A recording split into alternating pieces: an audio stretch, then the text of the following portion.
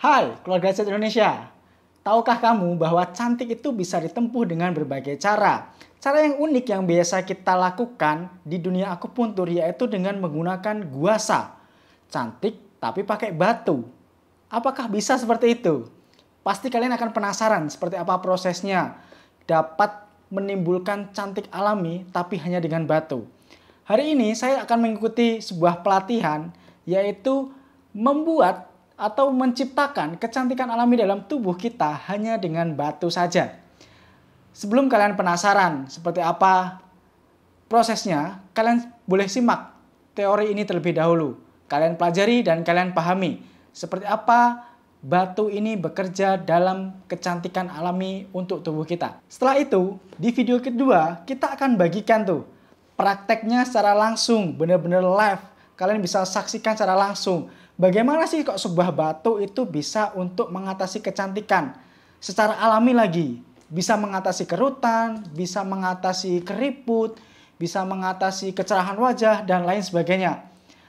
Daripada kalian penasaran, langsung saja yuk kalian simak video yang satu ini. Baik, kita lanjutkan untuk sesi 2. Ini nanti kita lebih pada penegasan dari modul yang sudah saya sampaikan. Jadi modul-modul, kemudian saya saran. Beberapa nanti sekilas saya akan bahas mengenai jenis kulit yang mungkin beberapa Bapak Ibu juga sudah pernah membaca terkait jenis kulit. Nah, di sini nanti kita akan sedikit tekankan untuk jenis-jenis kulit, Baik. Langsung saja. Next.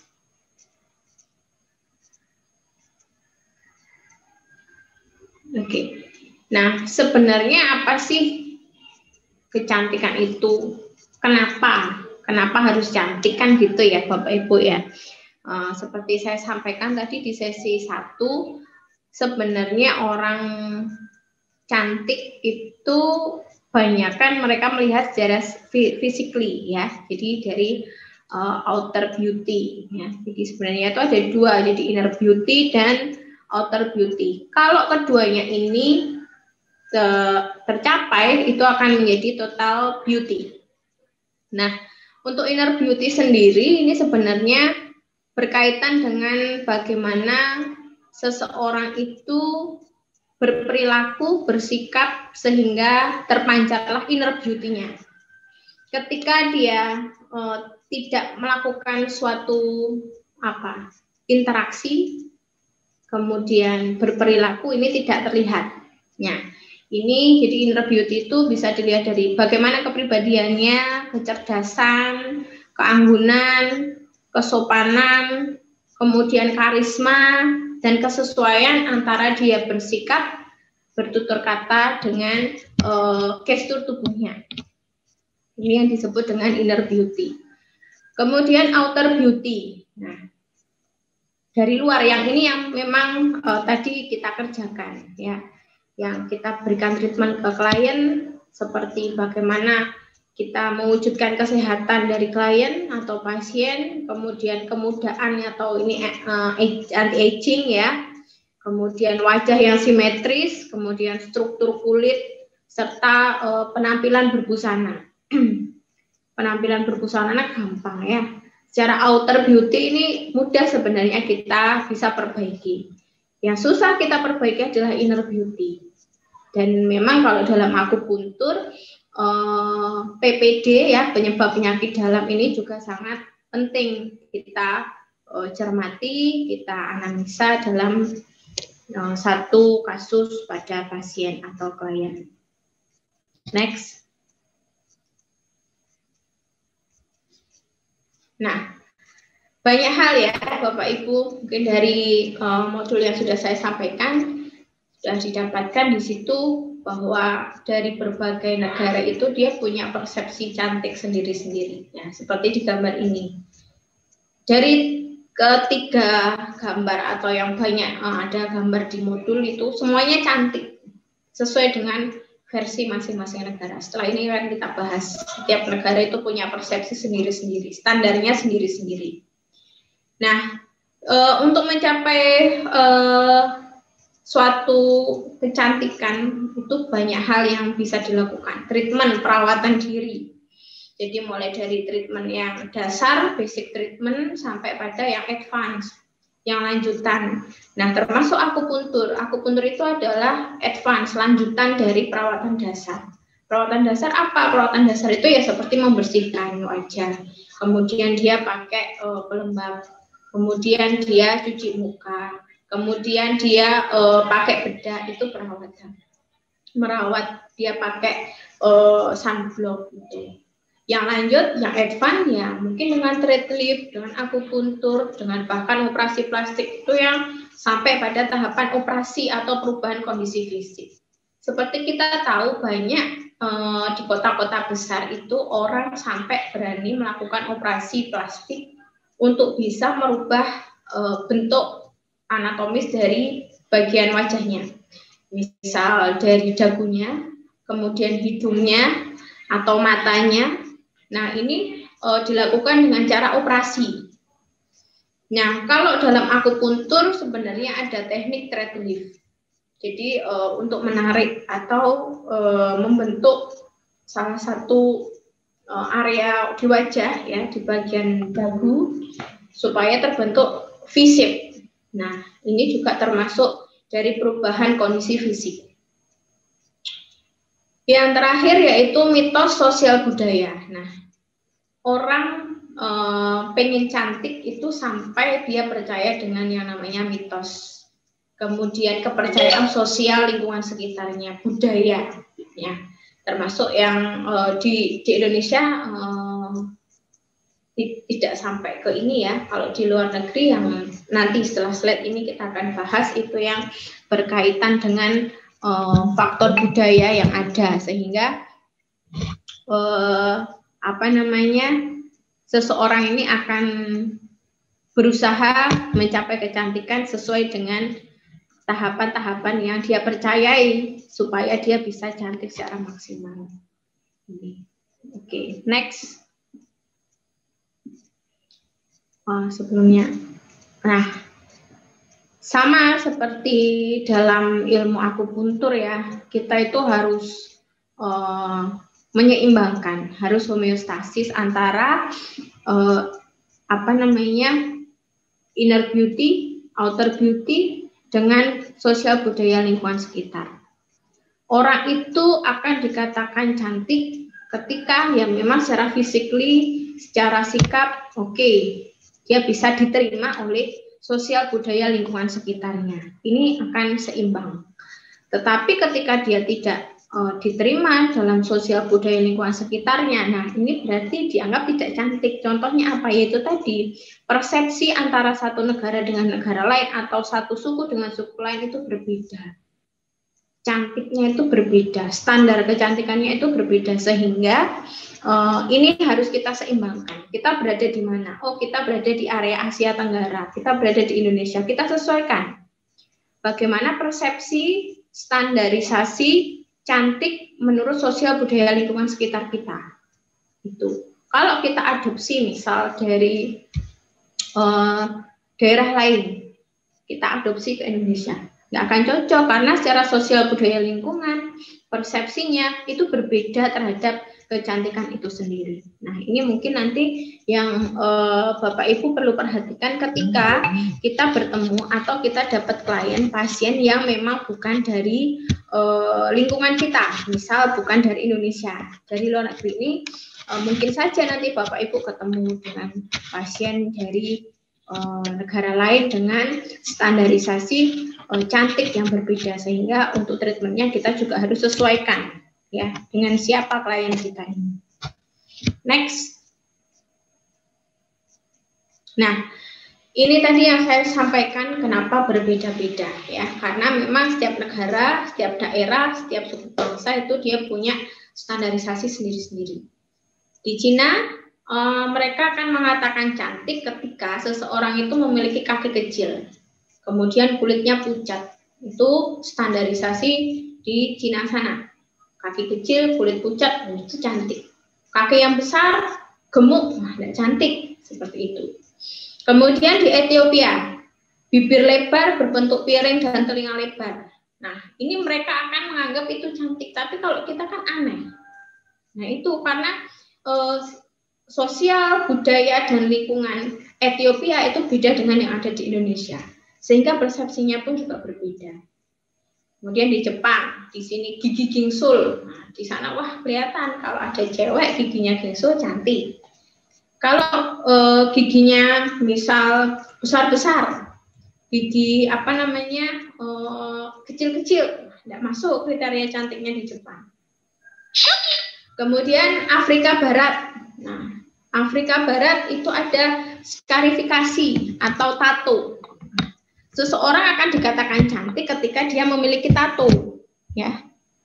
Ketika dia memiliki tato, maka dia akan dianggap wah itu kecantikannya maksimal itu dibandingkan pada wanita yang dia tidak memiliki tato. Dan bahkan di Afrika Barat itu mereka menggunakan tato itu tidak hanya pada 1 atau 2 bagian, tetapi lebih luas di bagian tubuh lainnya. Dan semakin banyak tato itu menandakan bahwa seseorang itu dikatakan cantik, didefinisikan sebagai seorang yang cantik, sangat cantik.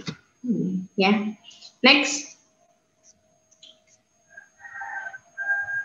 Nah, kemudian di Thailand dan di Burma, nah ini yang saya sampaikan juga di sini yang digambar modul atau di slide sebelumnya tadi ada leher panjang dengan kumparan kuning, ya.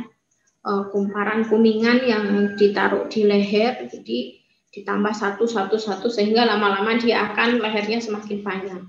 Semakin panjang leher semakin cantik. Ini menurut kebudayaan di Thailand maupun di Burma. Kemudian kulitnya pucat, ini juga masuk juga di sana. Di Afrika Utara yang obesitas ini malah kelihatan sangat cantik, sangat memukau oleh kaum pria. Semakin obes itu semakin cantik. Ya, ini kalau di Afrika Utara. Kemudian di Korea Selatan dan Iran, hidungnya mancung. Wah, ini nggak laku saya ini kalau di sana ya. Jadi hidungnya mancung, kemudian wajahnya berbentuk V-shape. Nah, ini di sana sangat dikatakan cantik.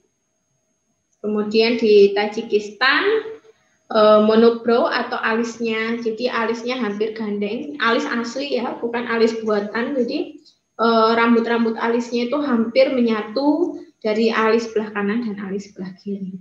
Itu dikatakan cantik. Nah, ini persepsi dari berbagai negara selain di Indonesia.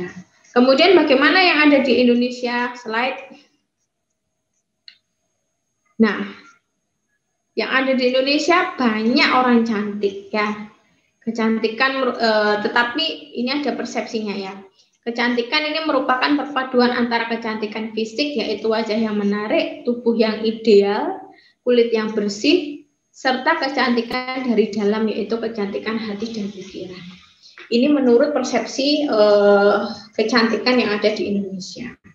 Nah, ini mungkin beberapa deretan artis yang dianggap cantik ya, yang dianggap cantik oleh masyarakat yang ada di Indonesia. Jadi secara fisik, kemudian secara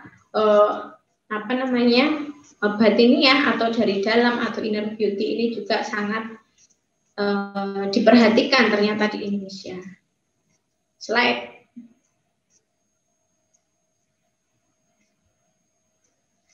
Nah, kemudian bagaimana persepsi estetika dan ilmu akupuntur ya? Akupuntur ilmu pengobatan timur. Jadi Chinese medicine ini sangat kompleks ya melihat estetika. Jadi dilihatnya itu baik dari kesehatan kulitnya, kemudian darah, cairan tubuh, Qinye ya, Qi, sistem organ dan jaringan otot yang ada di dalam tubuh. Ini semua diperhatikan. Kemudian selain itu kondisi emosional, substansi vital dalam tubuh seseorang ini juga sangat dipertimbangkan dalam estetika ya. Karena dalam ilmu akupuntur tidak lepas ya manifestasi-manifestasi yang muncul dari diri seseorang itu berkaitan juga dengan emosional yang ada dalam dirinya. Emosional di sini yang dimaksud apa? Kebiasaan emosional. Ya, entah itu kebiasaan dia marah, entah itu dia kebiasaan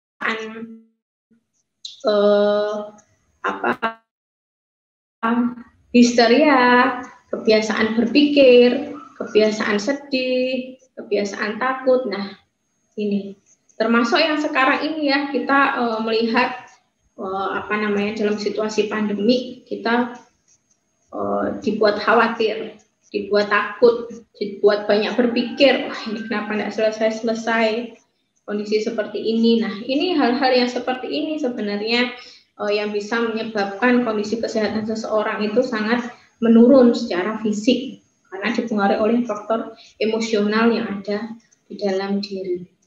Ini yang sebenarnya susah kita kerjakan ya. Secara fisik kita terapi, secara fisik kita treatment, tetapi secara emosional ini tidak tersentuh. Nah, ini mungkin Bapak Ibu saya rasa juga pengalamannya sangat banyak, jam terbangnya sangat tinggi. Nah, ini mungkin yang perlu kita tegaskan dan kita ingatkan kepada pasien atau klien ketika memang kondisi dari manifestasi yang dia keluhkan itu berhubungan dengan kondisi emosional. Ini sangat penting kita tekankan dan perhatikan. Next. Nah, dalam musing ya, dalam akupuntur ini kita mengenal ya hubungan luar dalam antara masing-masing unsur, masing-masing sistem organ dengan jaringan yang ada di tubuh kita, baik itu di dalam maupun di luar. Nah, hubungannya antara masing-masing substansi vital ini kita bisa lihat, kita sedikit review. Saya yakin Bapak Ibu juga sudah hafal di luar kepala ya untuk hal-hal seperti ini. Kita review saja. Jadi untuk sistem atau unsur di kayu ini sangat erat kaitannya dengan mata. Kemudian unsur api ini sangat erat kaitannya dengan lidah. Unsur tanah ini sangat erat kaitannya dengan bibir ya, bibir, mulut. Kemudian paru-paru ini berkaitan erat dengan kulit. Kemudian yang terakhir bagian air ini juga logam ya tadi ya. Kemudian ini air, ini berkaitan erat dengan telinga. Nah, kita akan fokus di sini pada sistem di unsur logam yaitu paru-paru dan usus besar. Nah, dua hal ini sebenarnya yang memang jadi fokus tersendiri pada kasus-kasus dermatologi karena dalam dua sistem organ ini juga sering ada ketidakseimbangan atau kondisi ketidakharmonisan baik dalam satu unsur maupun berhubungan dengan unsur-unsur lain yang ada dalam musing. Itu. Okay, next.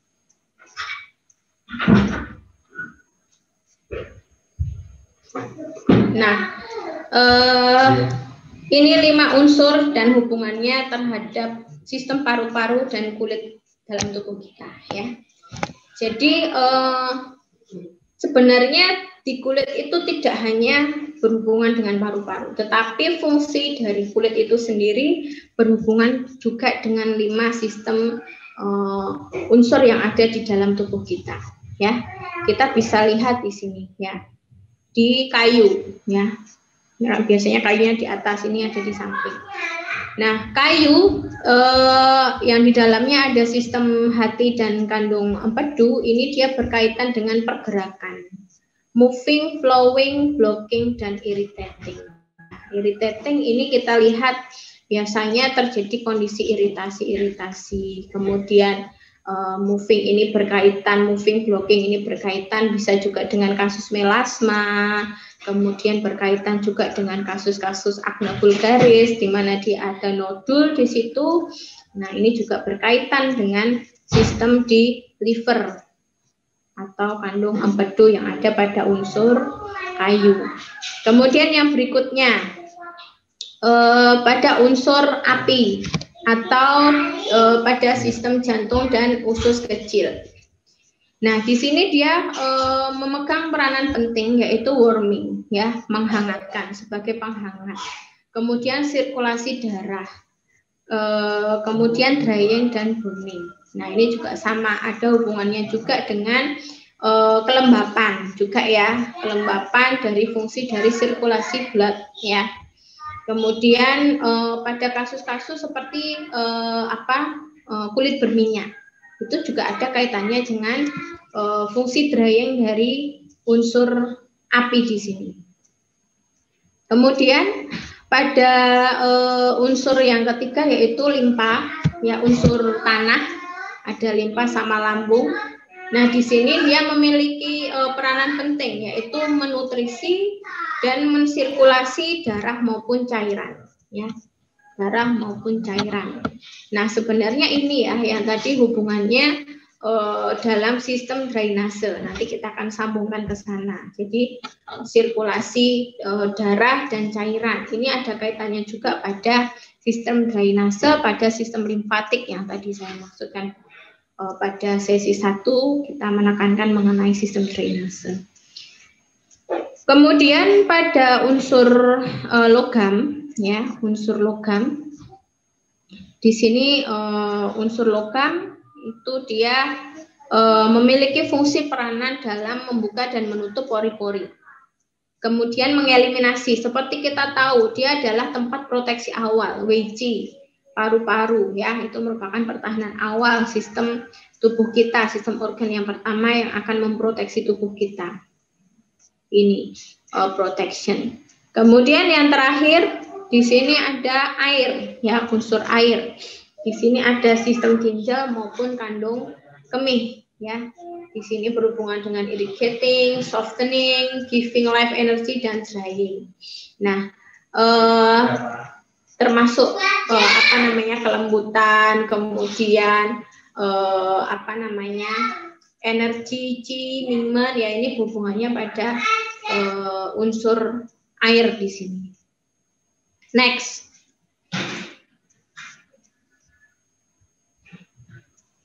Nah, ini yang mungkin saya di modul kemarin belum saya sampaikan ya. Saya rasa ini juga perlu kita review ya Bapak Ibu. Mungkin sudah banyak yang tahu tentang jenis kulit ini. Kita sedikit review saja. Jadi untuk jenis-jenis kulit ini ada 5 ya.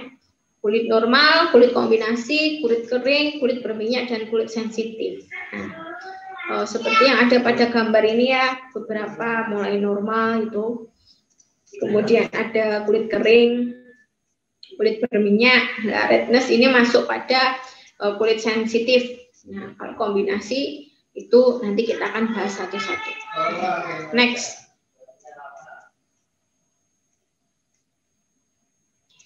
Nah, bagaimana kita menstandarisasi kulit normal itu? Kan kita perlu tahu sebelum ini kita menganalisis beberapa yang memang dia termasuk kondisi yang patologis, itu kita perlu tahu normalnya itu seperti apa kulit itu.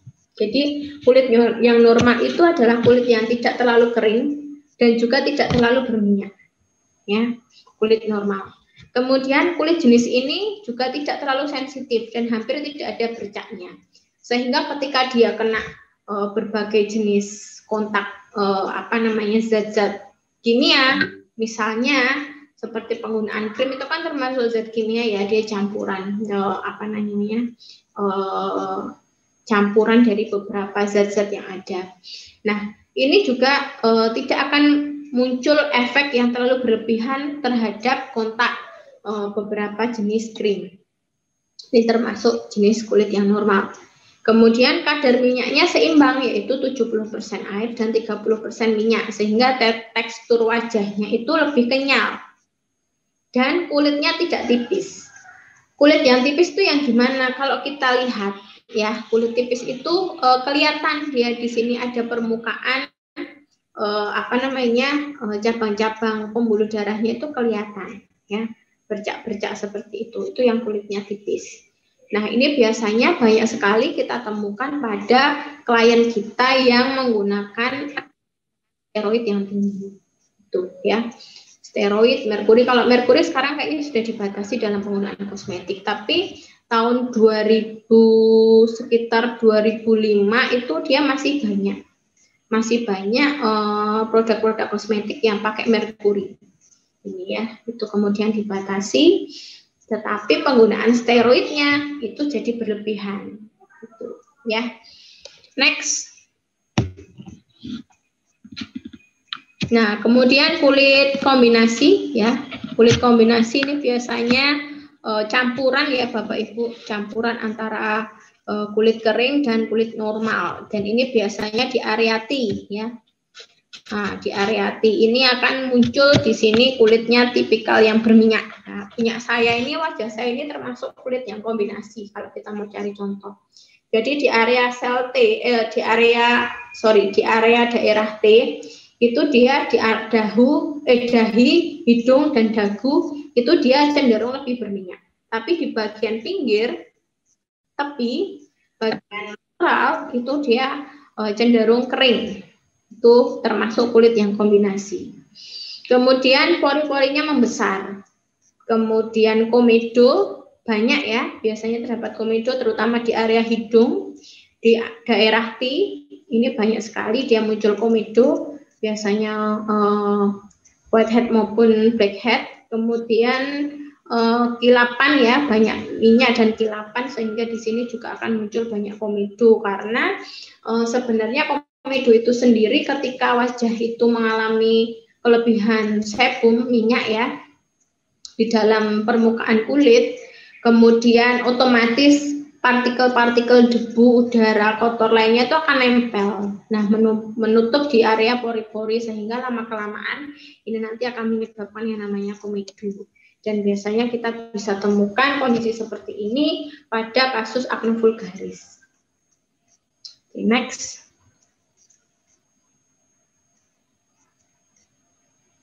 Kulit kering ya.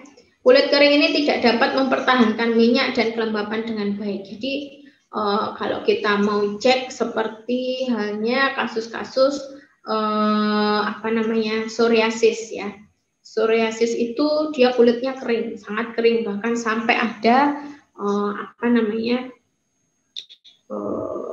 mengelupas ya, itu pada kasus yang kondisi psoriasis. Tapi kalau pada kulit-kulit kering yang biasa kita jumpai tidak pada kasus psoriasis, itu kita lihat itu memang seperti ada retakan-retakan dalam permukaannya dan memang tidak ada minyak sama sekali karena memang kulitnya kering dan biasanya terasa kencang, kasar, gatal, bersisik. Nah, ini biasa yang terjadi pada kulit kering.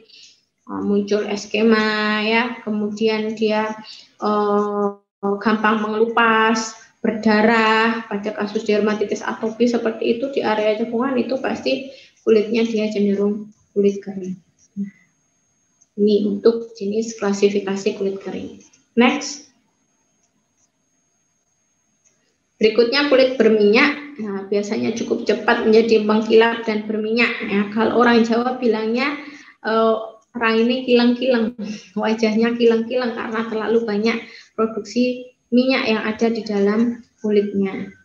Nah, ini disebabkan oleh produksi yang berlebih itu ya, kemudian menyebabkan pori-porinya juga tersumbat. Nah, ini penarik bakteri menyebabkan jerawat ini karena memang ada kontak dengan udara atau partikel-partikel lain yang menempel di pori-pori sehingga nanti terjadilah inflamasi di situ, peradangan sehingga muncullah nodul. Kemudian bisa berubah menjadi pustul kalau memang ada nanahnya. Kalau dia hanya benjolan saja ya nodul atau nanti jadinya papul seperti itu. Ini beberapa jenis lesi yang ada di kulit kita ya. Ini saya rasa Bapak Ibu yang sudah melewati program sarjana terapan pasti sangat paham betul mengenai perbedaan jenis-jenis kulit ini dan jenis lesi yang mungkin ada sering kita jumpai pada kasus dermatologi. Next. Nah, kulit sensitif ya. Untuk kulit sensitif ini mudah terkena iritasi, kemudian menjadi gatal, kemudian merah, nyeri. Beberapa juga mengalami kering dan ini biasanya memang berhubungan dengan produk produk kosmetik ya, baik itu mulai dari perawatan dasar ya, mulai dari pembersih, kemudian cleanser seperti itu, kemudian perawatan lain seperti krim, serum. Nah ini memang pada kulit sensitif ini dia sangat rentan terjadi iritasi ya. Ini yang banyak ya dulu waktu saya di klinik. Kalau sekarang sih belum terlalu banyak untuk pasien estetik, paling hanya slimming seperti itu. Tapi kalau kaitannya sama kasus-kasus lain ini, kalau masa pandemi ini sudah agak berkurang ya Bapak Ibu, untuk kasus-kasus yang memang dia khusus dermatologi itu memang dinomorsekiankan dulu dalam kondisi pandemi sekarang ini. Oke, next. Nah, kita akan masuk ke kasus dermatologi. Next.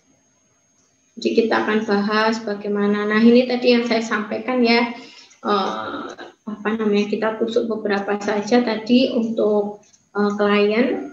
Nah, di sini ada titik akupuntur general. Jadi apapun gangguan dermatologinya, apapun gangguan kulitnya, selama kita tujuannya untuk beberapa poin ini, kita bisa pilih kombinasi titik sesuai pada slide ini ya. Misalnya kita tahu ini pasiennya dia ada pruritus ya, kasusnya pruritus. Kemudian memang kalau kita lihat memang ini di darahnya ada toksiknya banyak, ada racunnya banyak. Kita mau ngapain? Oke, kita akan netralisir darahnya, kita akan clearing. Pakai apa? SP10 ya. Kenapa enggak pakai taicong? Boleh ya, sama-sama dia untuk menetralisir darah, untuk membersihkan darah ya. Ini kita bisa kombinasikan. Kemudian untuk mengeliminasi lembab, melancarkan sirkulasi darah ya. Kalau sudah tahu ini sirkulasinya tidak bagus, kemudian mengeliminasi lembab. Nah, ini biasa terjadi pada orang dengan akne vulgaris, bisa. Kemudian obesitas, overweight, ini kita juga bisa pakai. Ini kita bisa pakai LU5, ST40, SP9, BL13, BL20, LI4, dan BL39 ya. Nah, ini merupakan kombinasi titik ya. Boleh enggak Bu mau saya tambah dengan yang lain karena kondisi pasien saya berbeda? Silahkan ya. Ini hanya titik general.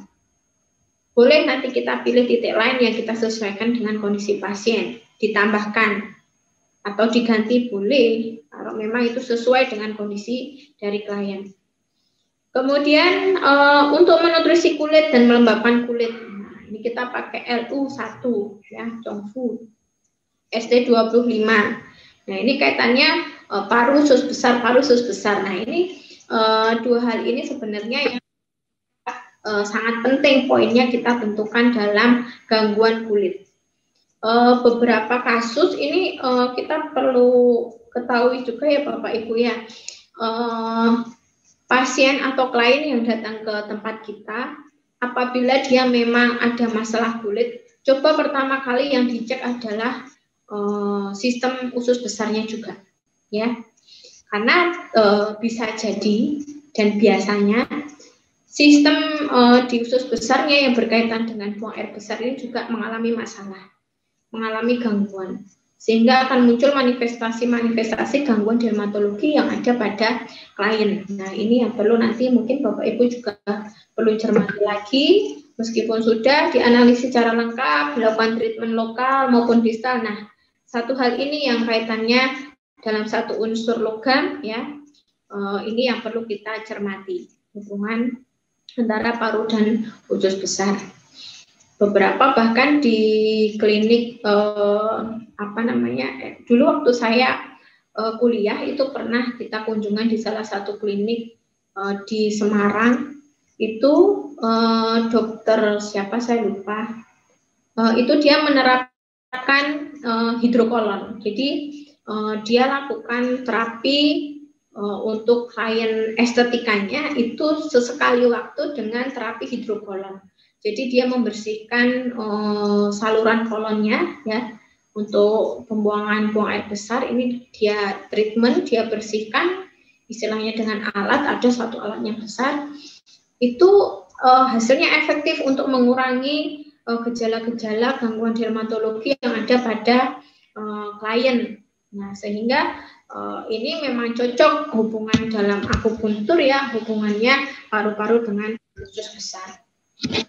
Kemudian yang terakhir mengenai fungsi mengeliminasi angin ya, seperti kita tahu kita pakai GB20, kemudian SI12 ini memang jarang kita pakai, ternyata juga bisa dipakai untuk mengeliminasi angin.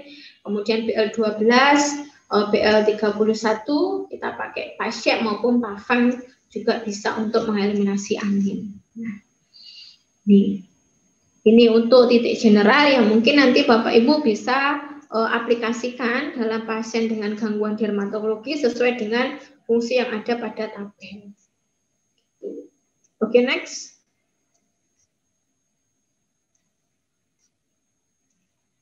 Nah, sebenarnya banyak hal ya Bapak Ibu yang bisa kita lakukan untuk membantu klien kita mencapai kecantikan yang diharapkan.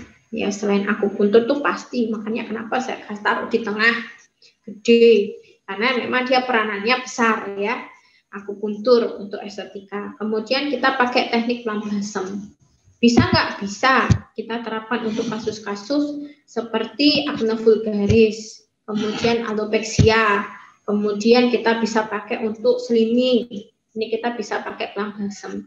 Kemudian kuasa yang tadi saya sampaikan, sesi 1 tadi kita bahas bersama, ini juga kita bisa gunakan untuk meningkatkan, untuk melengkapi treatment pada klien supaya dia lebih optimal dalam proses dia ingin cantik. Kemudian bloodletting. Di mana kita bisa bloodletting dimanapun, kita sesuaikan dengan sindrom yang terjadi pada klien. Sehingga pada pasien dengan gangguan estetika ini pun kita lakukan pengkajian secara lengkap.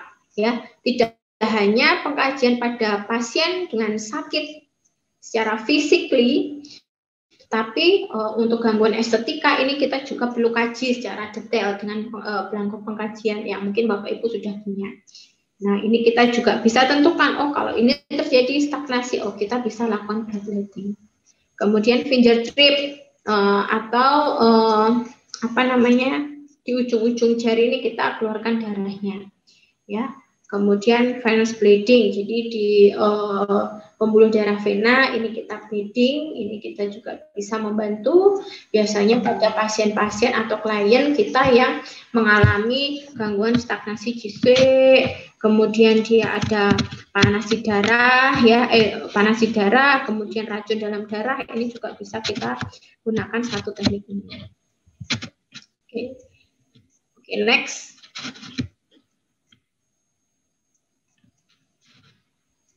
Nah, kita akan bahas sekilas mengenai definisi kuasa. Nah, kuasa ini merupakan teknik dalam pengobatan kedokteran timur dengan cara mengerok permukaan kulit tubuh menggunakan media lempeng batu alam atau tanduk ya. Ini mungkin Bapak Ibu tadi kita juga sudah lihat ya.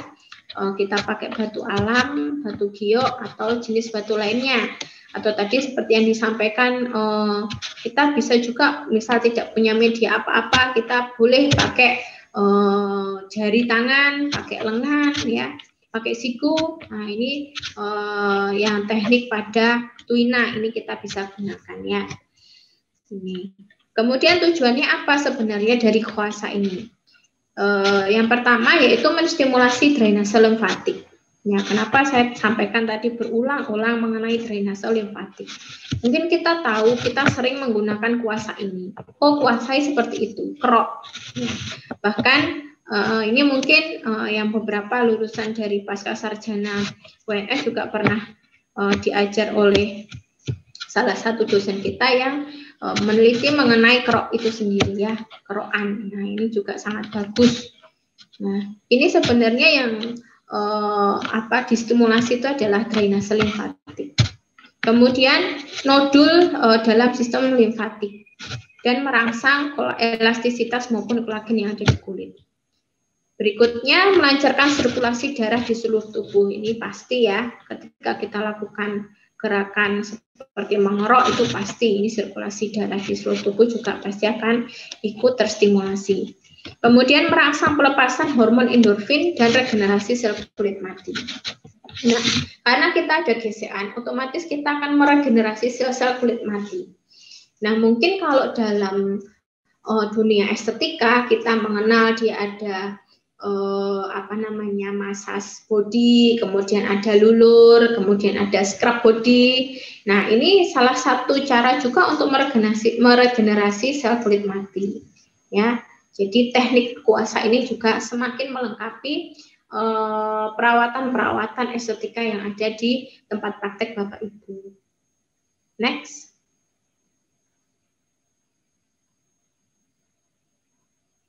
Nah, cara kerjanya seperti apa? Mungkin kita tahu, wah pokoknya puasa ya kayak gitu aja. Ternyata dia punya beberapa fungsi cara kerja yang sebenarnya ini sangat menarik untuk kita bisa terapkan pada klien atau pasien kita ya. Yang pertama, karena adanya tekanan superficial pada kulit, ini menimbulkan efek yang namanya piezoelektrik ya. Piezoelektrik ini dia akan meningkatkan aktivasi dari gerakan sel itu sendiri. Kemudian terjadi kompresi sehingga terjadi regenerasi kulit. Ini yang sangat penting ya. Kemudian memperbaiki drainase dari sistem limfa atau nodul itu sendiri. Ya, dengan adanya tekanan-tekanan goresan pada permukaan kulit yang memang alurnya tadi seperti yang kita sudah bahas pada sesi 1 tadi, ini sangat penting dalam drainase sistem limfa. Seperti apa sebenarnya drainase sistem limfa? Nanti kita akan bahas. Oke, next. Nah, prinsip dari puasa ya.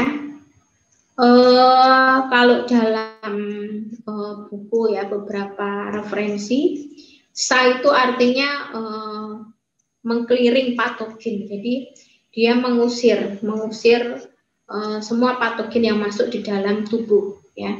Sehingga istilahnya puasa, akhirnya dia mengkliring ya. Menggores itu seperti dia mengkliring patogen yang ada di dalam tubuh. Apalagi dia masih di sistem WC kita, di permukaan kulit, permukaan tubuh kita. Nah, ini kita langsung clearing sebelum dia masuk ke sistem organ lainnya. Nah, selain meng-clearing patogen, dia juga menjaga temperatur kulit. Sehingga tadi beberapa kita lihat ya, ada warna kemerahan setelah kita lakukan terapi puasa. Kemudian beberapa pasien yang dia sensitif itu dia akan merasa lebih hangat. Nah, lebih hangat. Sama sih seperti kayak kita pijat itu ya. Setelah kita pijat-pijat itu kan rasanya badan itu seperti hangat. Kebetulan saya ini doyan juga dengan pijat ya. Pijat tapi karena pandeminya agak takut juga jadi nggak bisa rutin. Itu apalagi pindah di Bali ini belum menemukan tukang pijat yang nyaman ya. Selain akupuntur, nah pijat ini juga penting karena itu tadi fungsi drainase ini yang akan kita perbaiki.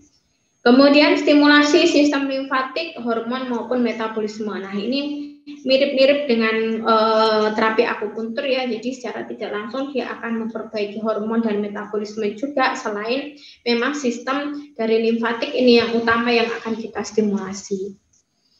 Tuh, oke, next. Nah, tadi yang sudah saya sampaikan ada 3 teknik, cutting, smoothing, dan lifting. Next.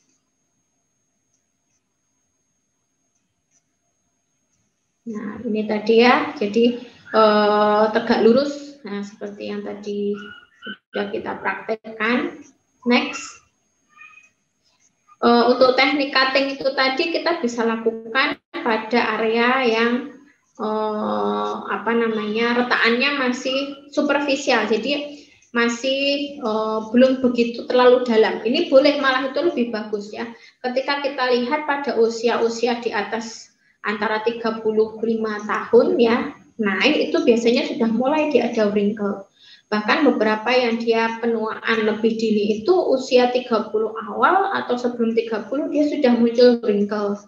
Nah, ini juga kita bisa kerjakan dengan teknik kuasa seperti yang kita praktekkan tadi pagi. Oke, lanjut. Next. Nah, ini untuk smoothing ya. Smoothing kita bisa lakukan 15 sampai 45 derajat. Kemudian pada teknik lifting ini kita lakukan dengan dua alat ya. Kita pakai dua alat tadi, tarikan ke atas atau ke beberapa area yang juga dia terdapat wrinkle. Ini memang fungsinya dia akan meregulasi jaringan permukaan kulit yang ada di bawahnya, sehingga dengan adanya gerakan-gerakan seperti itu ini akan regenerasi kulitnya lebih cepat, termasuk dari produksi kolagen, kemudian yang ada di permukaan kulit ini yang juga akan terstimulasi. Sebenarnya pada massage wajah itu pun kan juga bagus ya. Boleh sih kita melakukan massage wajah. Setelah kita lakukan massage wajah, kemudian kita lakukan treatment kuasa, nggak apa-apa. Hanya saja memang dalam dunia estetika itu memang banyak cara ya. Banyak cara, banyak jenis perawatan yang kita bisa tawarkan ke klien. Nah, dan saya rasa ini semua juga tujuannya sama, untuk mencapai kecantikan yang memang totally beauty tadi, yang memang diinginkan oleh klien. Ya udah Bu, orang sama-sama fungsinya aja, kenapa nggak pakai massage? Boleh, silahkan. Tapi kan pada massage itu ada beberapa teknik yang tidak bisa dilakukan seperti pada teknik kuasa. Itu ya, terutama pada kasus wrinkle. Kita mau melakukan penekanan seperti apa pada massage? Kan pada teknik kuasa kita bisa lakukan teknik tapping. Itu ya. Ini sebenarnya beberapa jenis perawatan yang saling melengkapi dan tujuannya juga sama. Next.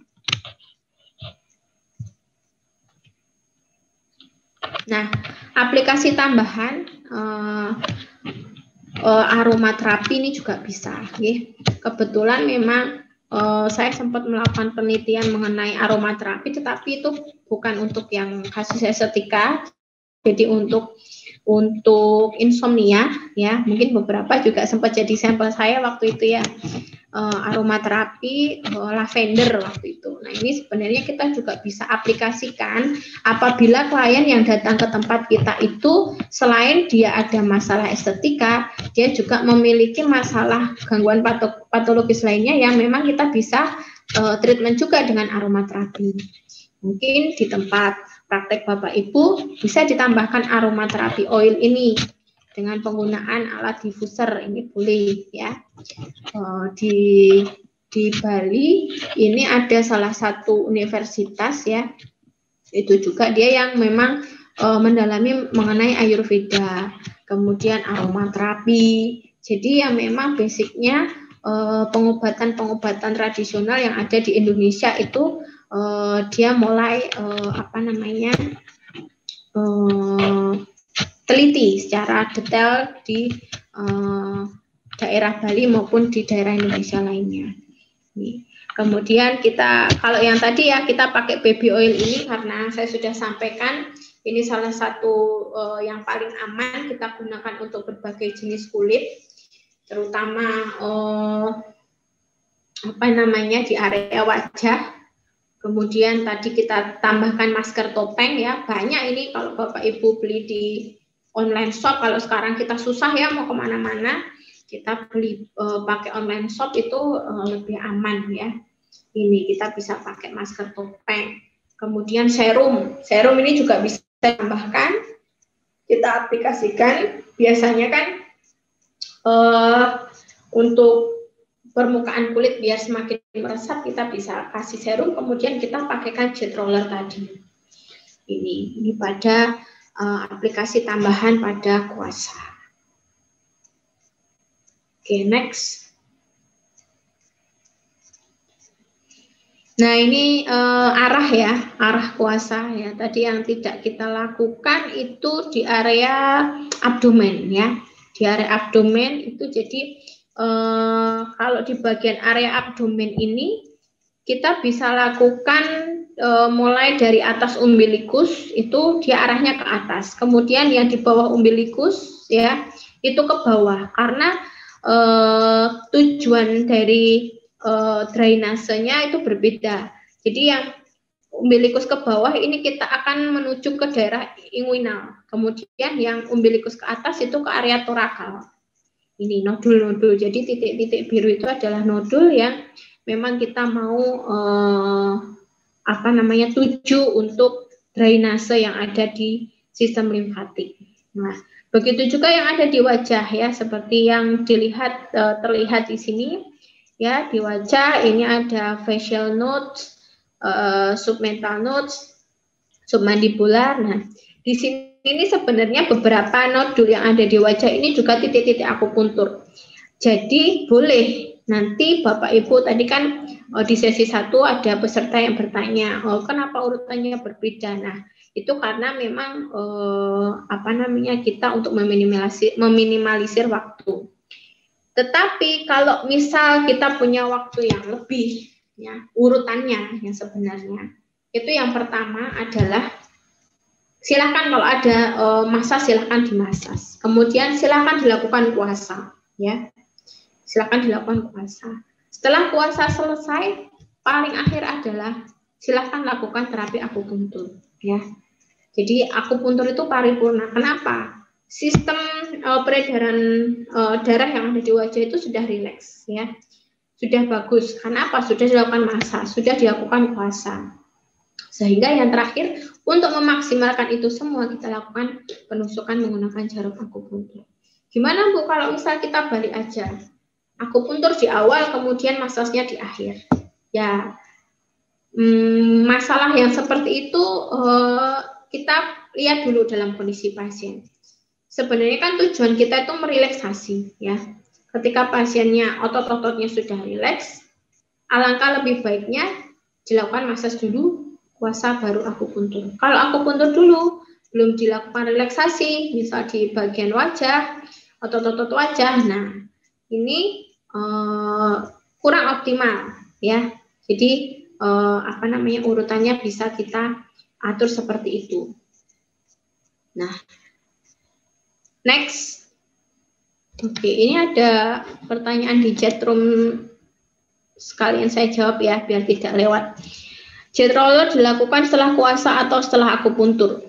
Jet roller dilakukan setelah puasa, ya, sebelum akupuntur, ya, karena fungsinya jet roller ini juga sama untuk merelaksasi, ya. Jadi akupuntur itu taruh paling belakang, ya. Jadi kita bisa taruh akupuntur itu paling belakang untuk treatmentnya. Jadi setelah kita relaksasi semua, setelah kita ini semua, baru terakhir akupuntur.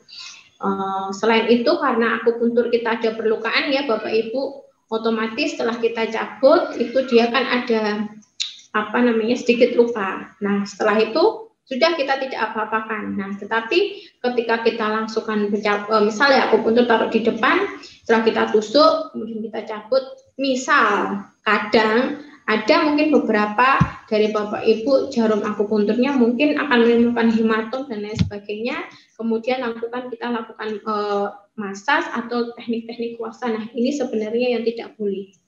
Itu sebenarnya tujuannya dari teknik jet roller, kuasa, massage dilakukan sebelum akupuntur, salah satunya itu. Gitu nggih, Mbak Intiana.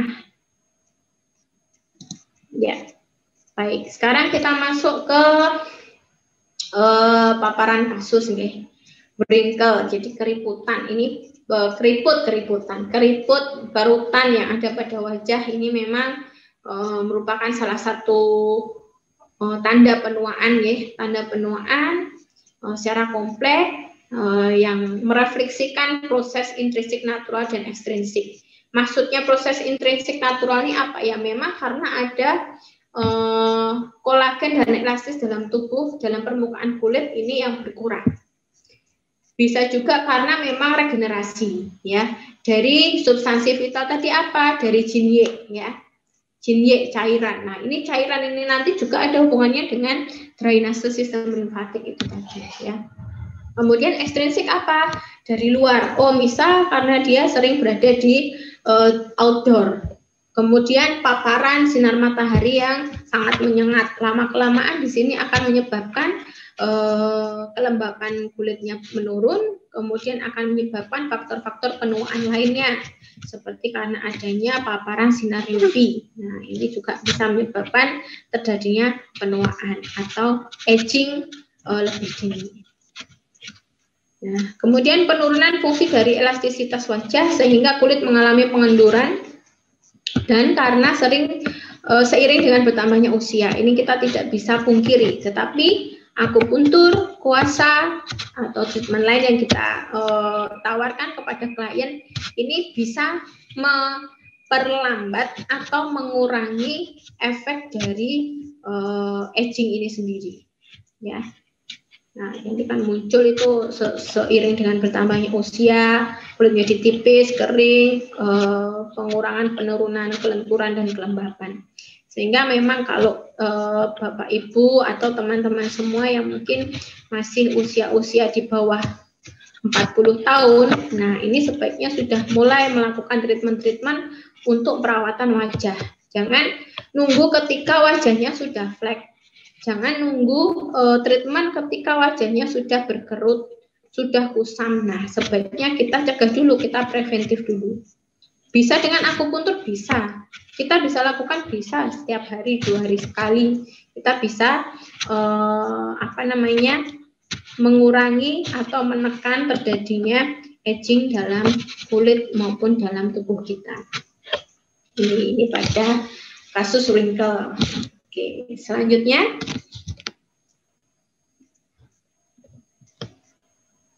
Nah, ini arah puasa tadi ya. Persiapan peralatan. Jadi ya, kita pakai kuasa, pakai baby oil. Ini untuk kasus wrinkle. Ya, ini neneknya ini kan banyak sekali nih. Nah, ini kalau kita lihat ya di modul mungkin Bapak Ibu sudah membaca mengenai face reading, ini kelihatan ini neneknya ini kondisi emosionalnya seperti apa ya. Ini kelihatan dari kerutan-kerutan yang ada pada area wajah. Oke, next. Nah, ini wrinkle dan face reading. Kenapa saya menyelipkan face reading atau face map ini dalam kasus wrinkle, ya? Karena saya ingin Bapak Ibu juga mungkin sudah ada yang tahu atau mungkin baru tahu atau sebelumnya sudah pernah membaca mengenai wrinkle yang ada di bagian wajah kita. Jadi selain tadi memang dia masalah beberapa dari penurunan kolagen maupun elastis dalam tubuh kita, ini juga ada hubungannya dengan kondisi emosional seseorang, ya. Detail sudah ada di modul, nanti Bapak Ibu bisa perhatikan lagi. Jadi nanti kalau misal bertemu dengan klien dengan keluhan wrinkle, dia mau memperbaiki kondisi wrinkle-nya, ini tolong beberapa area yang memang berkaitan dengan emosional ini juga perlu di treatment, perlu juga disampaikan ke klien. Jadi ketika kita tahu ini kerutannya ada di bagian bawah mata, ya, tepi, kemudian arahnya ke bawah. Nah, ini dia menunjukkan kesedihan. Kemudian ada yang menunjukkan kehilangan love itu, jadi seperti kehilangan cinta, kemudian kurang mendapat cinta, kasih sayang. Nah, ini juga banyak di sini terpaparkan. Kemudian perasaan seperti ketidaksabaran, ya. Ini juga bisa menyebabkan kerutan yang ada di wajah. Jadi sebenarnya kondisi-kondisi emosional ini tidak hanya terjadi 1-2 hari ya Bapak Ibu ya, sehingga akan menyebabkan kerutan yang ada di wajah, tetapi kondisi emosional itu sebenarnya kondisi yang sudah dirasakan sering dan secara terus-menerus. Nah, ini biasanya lebih dominan dibandingkan kondisi emosional lainnya. Jadi sebenarnya dia orangnya juga humoris, dia orangnya juga bijak, tetapi ternyata sedihnya itu lebih banyak dibandingkan humoris sama bijaknya. Makanya kelihatan ini dari kerutan yang ada di wajah ini terlihatan jelas dia arahnya ke bawah. Kemudian di bagian hidung ini dia samping kanan kiri hidung itu ada kerutan. Ini artinya apa? Dia berusaha tegar, dia berusaha kuat untuk menghadapi setiap cobaan yang ada dalam hidupnya. Nah, ini hal-hal yang seperti ini yang sebenarnya wrinkle yang kita bisa atasi tetapi dalam jangka waktu yang lama. Karena apa? Memang hubungannya sama sistem emosional seseorang. Nah, ini mungkin yang Bapak Ibu nanti perlu perhatikan, sehingga saya sambungkan wrinkle ini dengan face reading, face map yang ada pada area wajah. Okay. Next.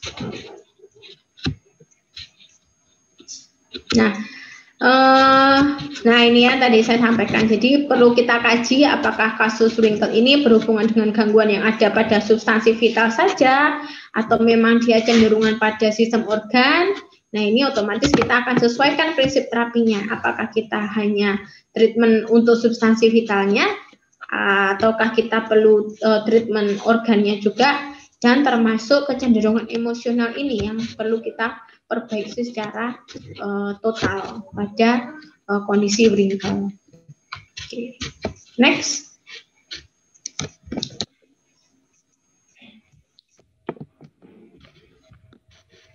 Nah, kemudian ebek. Sebenarnya ebek itu jenisnya banyak ya Bapak Ibu ya. Ebek yang dia hanya cekungan kecil di bagian bawah mata sampai mengantong seperti ini, kemudian dia sampai ada lingkaran hitam. Ini sebenarnya banyak sekali jenisnya ebek, cuman di sini kita akan bahas secara umum saja. Untuk penumpukan cairan ya pada ebek ini memang terjadi edema preorbital pada jaringan sekitar mata. Ini penyebabnya banyak seperti usia, kemudian kelelahan, sehingga terjadi pembengkakan sampai menonjol seperti pada gambar ini.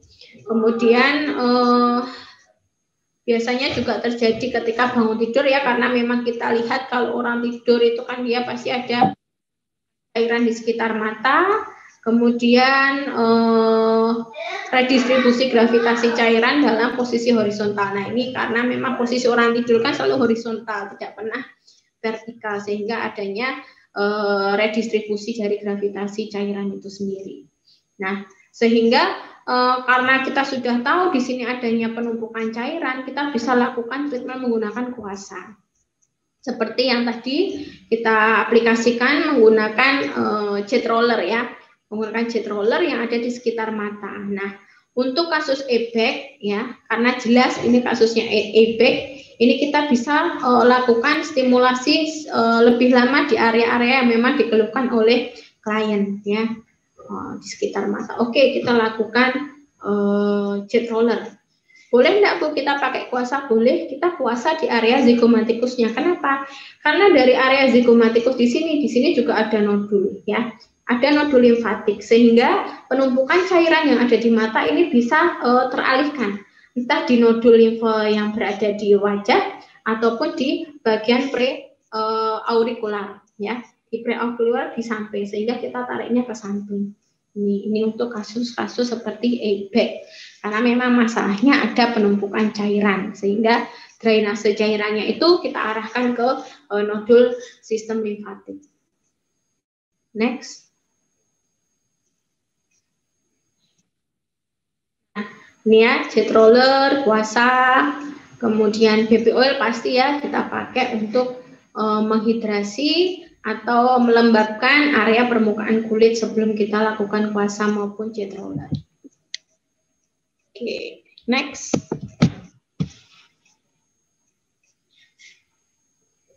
Nah, double chin. Nah, kalau double chin ini sebenarnya nggak usah kita nunggu sampai usia dewasa tua atau lansia ya.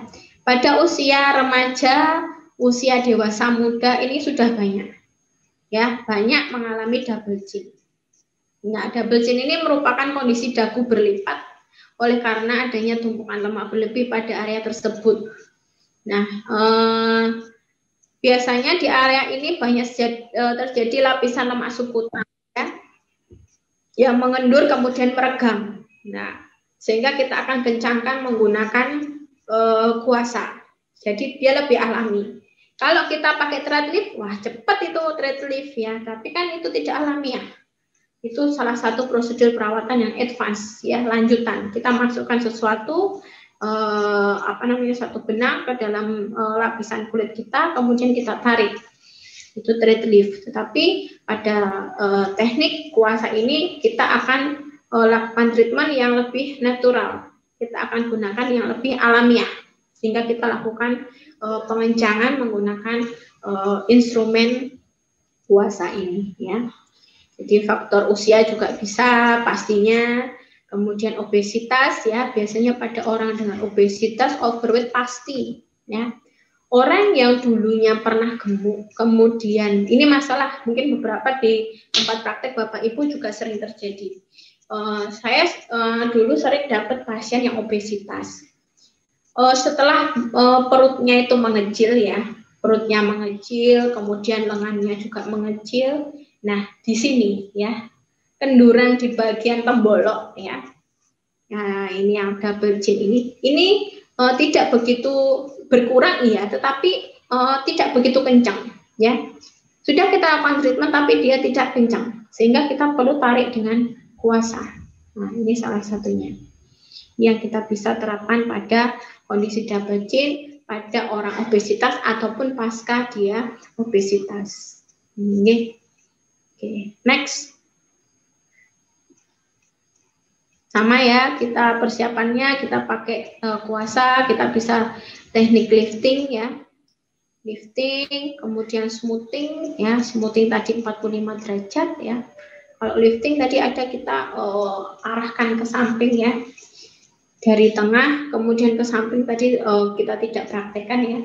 Dari media kemudian ke arah lateral ya, kita arahkan semua ke bagian bawah telinga. Ini kita bisa pakai teknik yang smoothing ya, 15-45 derajat gitu. Next.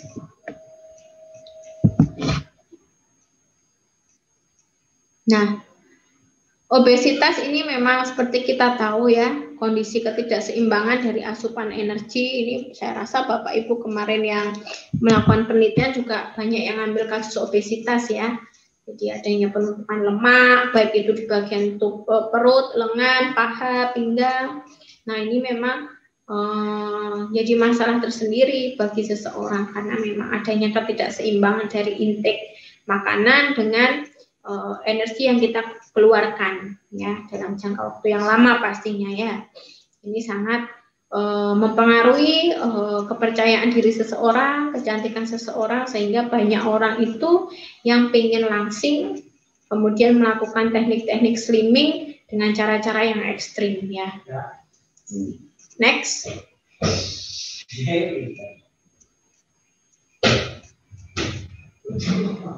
Nah, pada kasus obesitas ini biasanya juga dipengaruhi oleh adanya hormon leptin yang memang ada permasalahan ya, sehingga dia fungsinya dalam memberitahu otak ketika perut sudah penuh itu dia terganggu, sehingga kita akan stimulasi. Dengan akupuntur cepat sekali kita lakukan stimulasi pada hormon ini ya. Bagaimana dengan kuasa? kuasa ternyata dia juga memiliki peranan untuk memperbaiki atau mendistribusikan metabolisme lemak yang ada dalam tubuh kita. Nah, teknik-teknik kuasa ini bisa kita lakukan.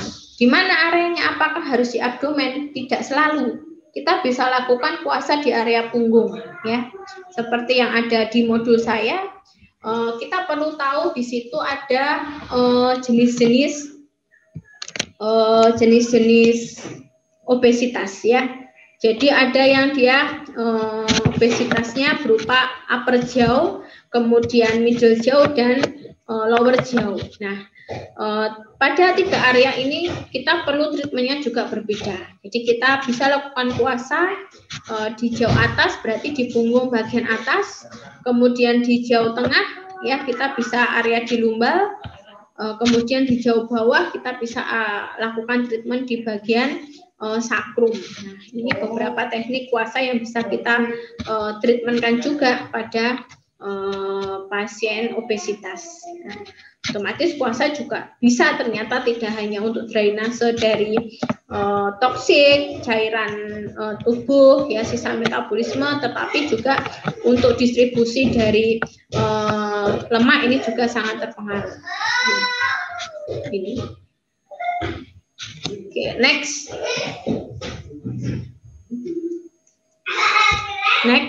Oke. Nah, ini persiapan peralatannya, ya. Kita bisa smoothing, kita bisa lifting untuk teknik-teknik kuasa pada kasus obesitas, ya. Oke, next.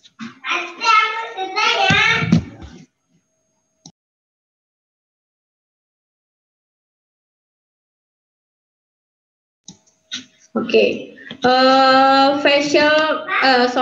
kuasa pada wajah ini juga sangat penting, ya.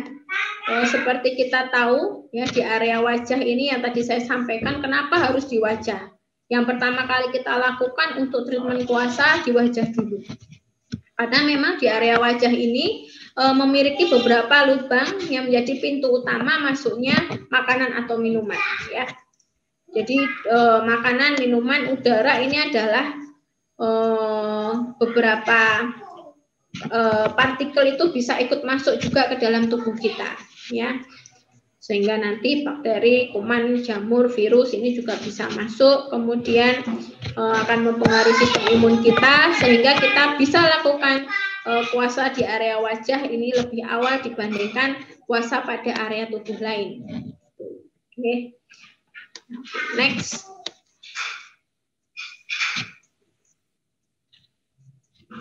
Ya, banyak modul limfatik yang ada di daerah wajah ini juga bisa terstimulasi, ya, sehingga kalau di bagian tubuh lain tadi kan terpencar, ya, di ketiak ada sendiri, kemudian di area torakal, di area inguinal, kemudian di area poplitea itu ada lagi. Nah, di wajah ini ada beberapa nodul yang bisa kita stimulasi baik dengan puasa maupun dengan akupunktur, ya.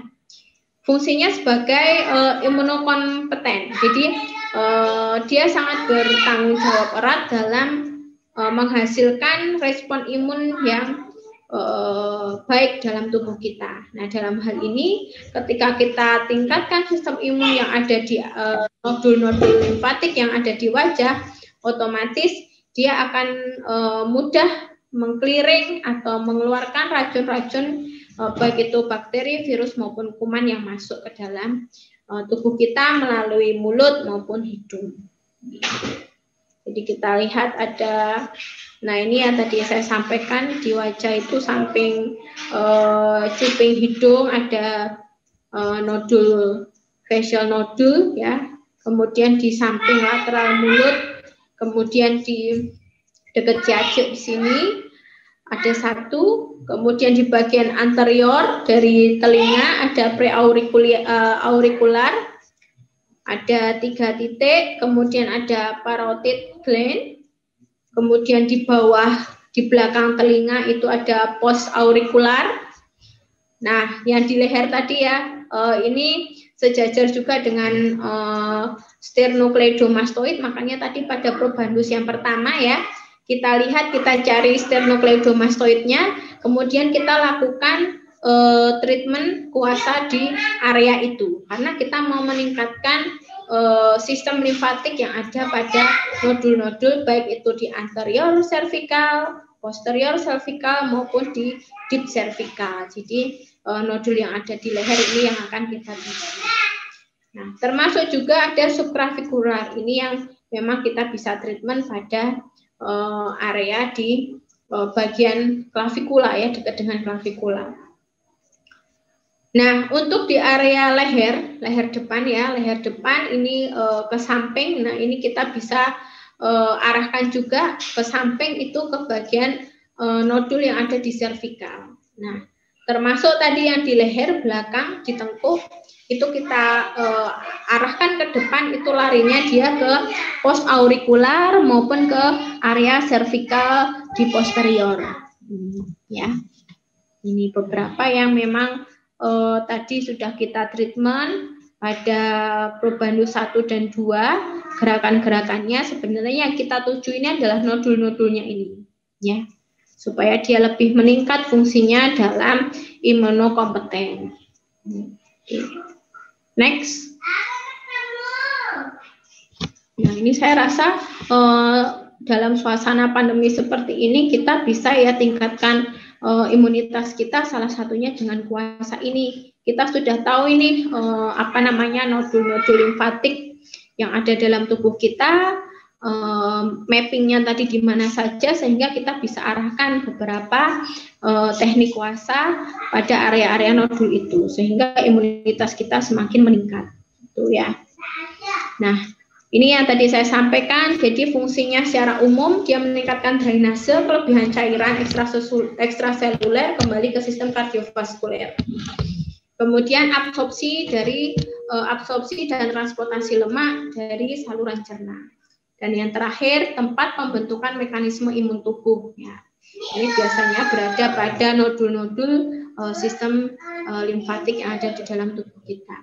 Bagian kecil dari sebenarnya bukan bagian kecil ya, dia menyebar juga bersamaan dengan arteri maupun vena, dan ini sebenarnya yang kadang orang itu sering lupa untuk mentreatment.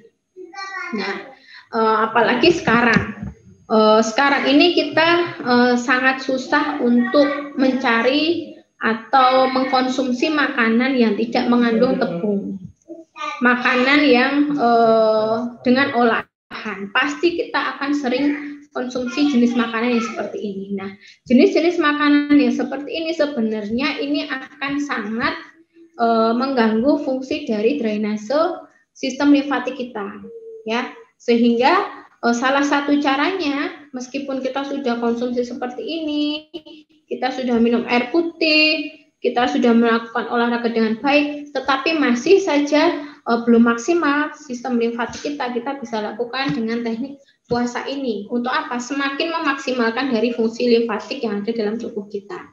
Sehingga itu tadi toksiknya bisa clearing, bisa terbuang. Jadi tidak menumpuk dalam tubuh kita, karena memang dari faktor makanan, konsumsi makanan jenis yang banyak mengandung tepung, kemudian cepat saji. Nah, ini sangat-sangat susah kita hindari ya, apalagi anak-anak zaman sekarang kalau enggak enak itu enggak mau. Jadi padahal makan yang enak itu pasti dengan proses yang lama, pengolahannya berbagai macam jenis pengolahan, kemudian yang ada tepungnya. Nah, ini hal-hal seperti ini sebenarnya Bapak Ibu yang perlu kita perhatikan dalam teknik kuasa, terutama untuk meningkatkan fungsi dari drainase sistem limfatik. Oke, next.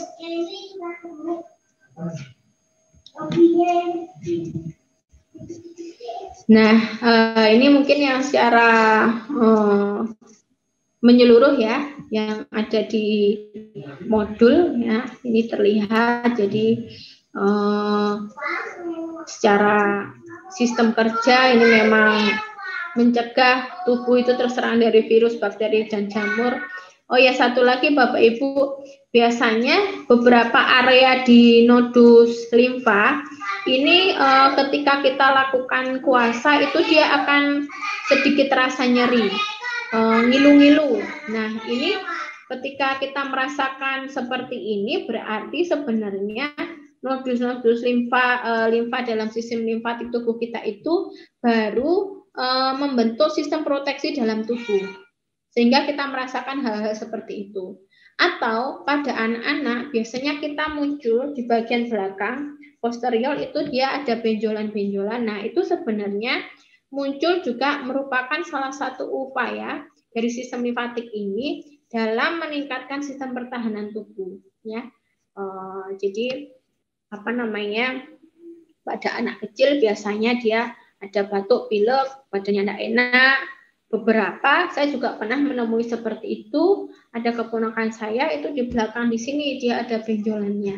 Nah, itu memang apa namanya, nodul dalam limfatik ini dia apa namanya, mengalami peningkatan karena memang melawan sistem melawan patogen yang masuk ke dalam tubuh kita. Ini yang memang kita perhatikan, ya.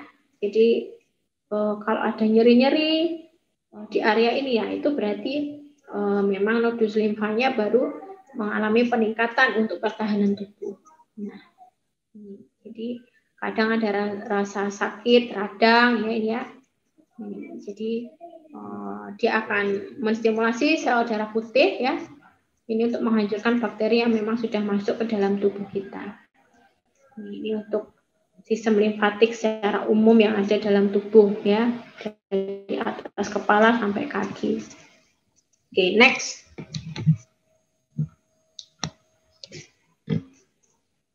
Nah, ini hanya apa namanya, sedikit bayangan, ya Bapak Ibu, ya. Sebenarnya memang sistem limfatik kita itu dia selalu barengan jalurnya dengan arteri maupun vena dalam tubuh kita, ya.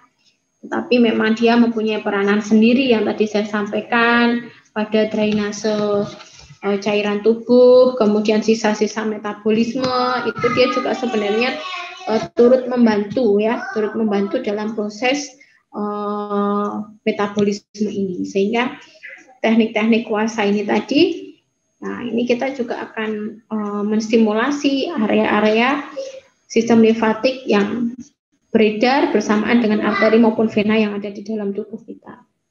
Otomatis, ya, terabsorpsi. Ini tadi fungsi, salah satu fungsinya meningkatkan absorpsi, ya, absorpsi dalam tubuh. Oke, next.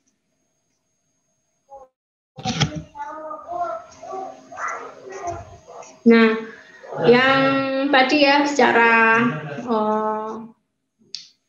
apa namanya, garis besar, kemudian area-area mana yang dia ada distribusi nodul, ya, mulai di servikal, aksila, poplitea, inguinal, torak, kemudian abdominal dan intestinal. Ya, ini memang area-area yang terdapat distribusi nodul limfatik yang memang kita bisa treatment menggunakan teknik kuasa dengan arah yang memang kita sesuaikan pada area nodul ini di mana. Kalau berada di bagian kaki, di bagian inguinal, oke, berarti mulai dari tungkai atas, kemudian ini kita arahkan naik ke atas, kemudian di bagian tungkai bawah, oke, kita arahkan naik ke area popliteal.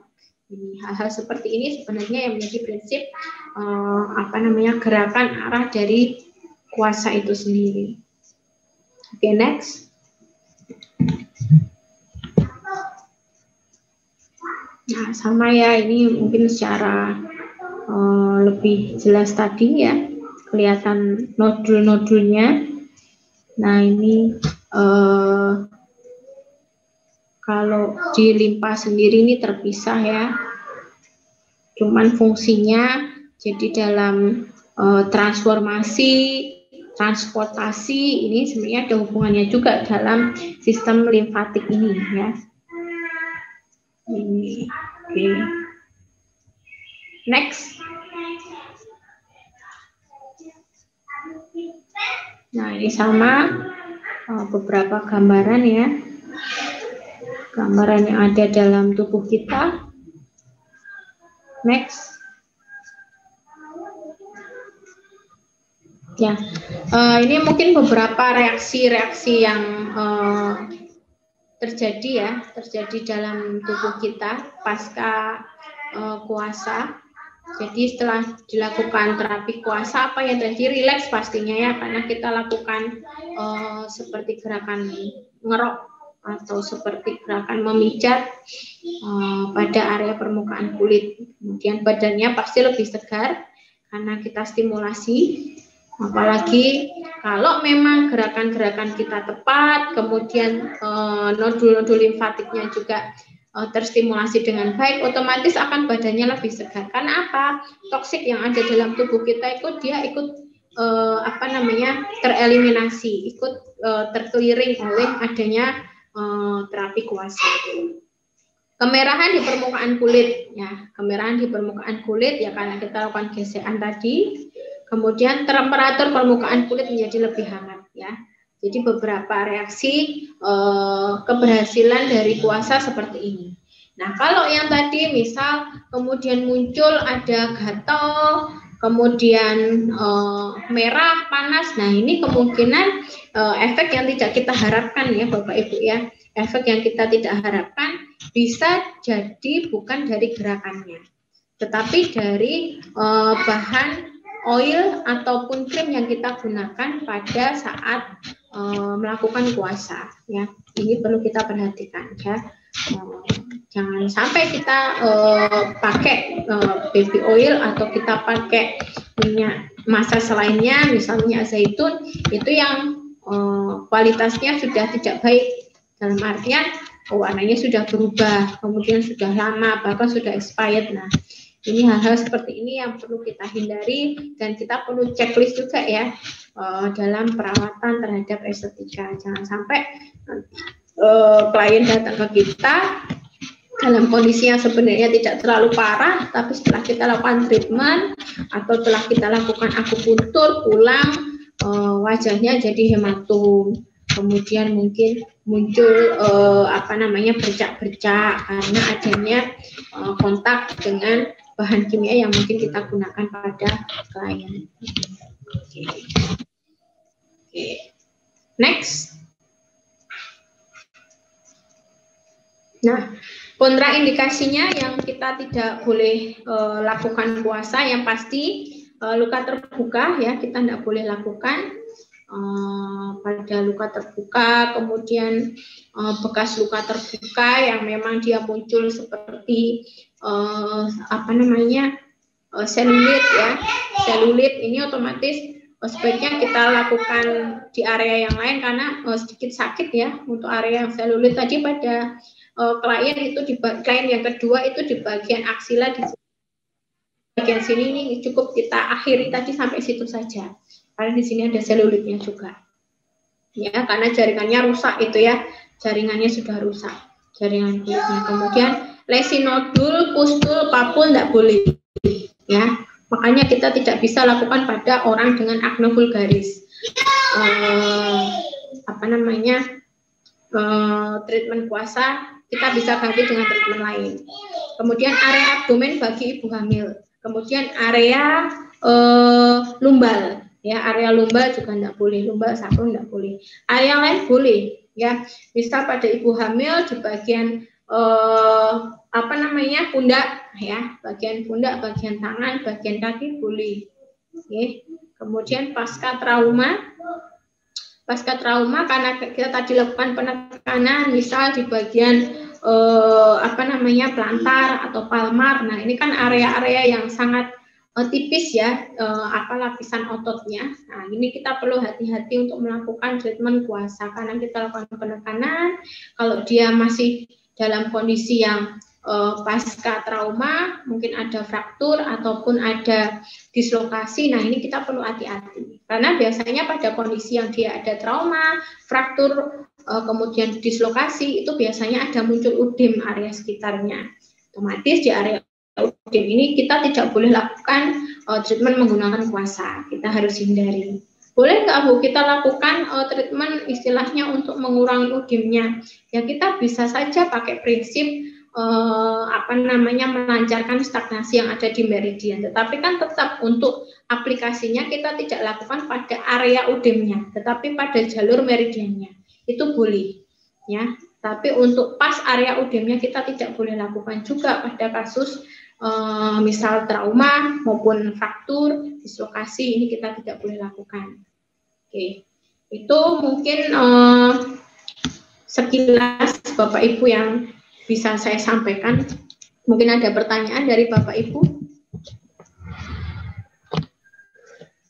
Ya, baik Bu Ade. Terima kasih atas pemaparan materinya. Sangat menarik sekali tentunya. Mohon izin bertanya Bu Ade, ini untuk sesi pertanyaan apakah dilanjutkan sekarang atau kita jeda dulu? Boleh langsung. Okay.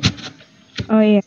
Baik, Bapak, Ibu peserta pelatihan pada sore hari ini, saya perkenankan untuk Bapak Ibu sekalian untuk bertanya langsung dengan Ibu Ade. Bisa dengan kolom chat pada Zoom atau bisa klik raise hand, nanti kami dari panitia akan memberikan akses untuk Bapak dan Ibu sekalian untuk bertanya langsung.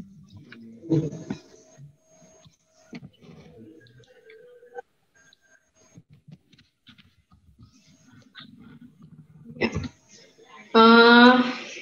Nah, ini termasuk ya Bapak Ibu ya, kita dalam menghadapi klien-klien yang sambil menunggu pertanyaan ya Mbak Elis ya. Iya, baik Bu Ade.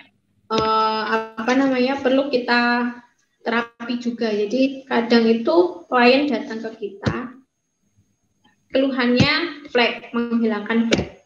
Kita atasi fleknya, nanti muncul lagi, membaik, kemudian muncul lagi. Nah, hal-hal yang seperti ini kan berarti treatmentnya kita tidak bisa hanya kerjakan manifestasi, ya. Kita juga bisa lakukan treatment untuk sistem organ lainnya.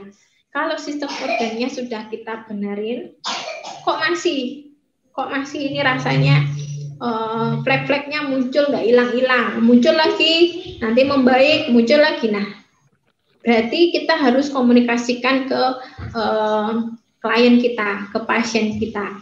Nah, ini sebenarnya kunci dari komunikasi terapeutik, kunci dari keberhasilan terapi pada satu pasien ya. Jadi satu kasus berhasil ketika memang kita lakukan treatmentnya benar, kemudian saran dan anjuran yang kita sampaikan ke pasien itu dijalani oleh pasien atau klien, dan yang terakhir adalah komunikasi yang kita sampaikan itu tersampaikan. Jadi kita kasih saran anjuran ke klien tetapi tidak dilakukan ya sama aja ya. Tapi kalau kita lakukan komunikasi terapeutik, jadi kita sampaikan, Bapak Ibu, kondisi Bapak Ibu itu selain karena masalah hiperpigmentasi, itu ada masalah lain yang kita kaji dalam ilmu akupuntur, itu hubungannya dengan sistem emosional. Sistem emosional apa? Nah, di sini kalau kita dapat kecenderungan, jangan bilang Bapak Ibu itu suka marah-marah, jangan. Kita sampaikan kecenderungan emosi Bapak Ibu itu akan mempengaruhi keluhan utama yang Bapak Ibu terapi ke kita. Jadi kondisi melasmanya ini, sehingga ini akan bisa berhasil ketika kondisi emosionalnya itu juga bisa terminimalisir. Kalau tidak bisa diminimalisir ya otomatis dia akan muncul lagi ya. Ini hal-hal yang seperti ini sebenarnya yang perlu kita seimbangkan Bapak Ibu ya. Kuncinya itu hidup memang harus seimbang ya. Kalau seimbang semuanya bisa baik-baik saja, tapi kalau tidak seimbang ya sudah, mau diapain lagi, pasti ada salah satu hal yang mengalami defisiensi. Oke, ini di kolom chat. Nah, bisa saya langsung baca ini ya Mbak Elis ya, Mbak Elisa ya.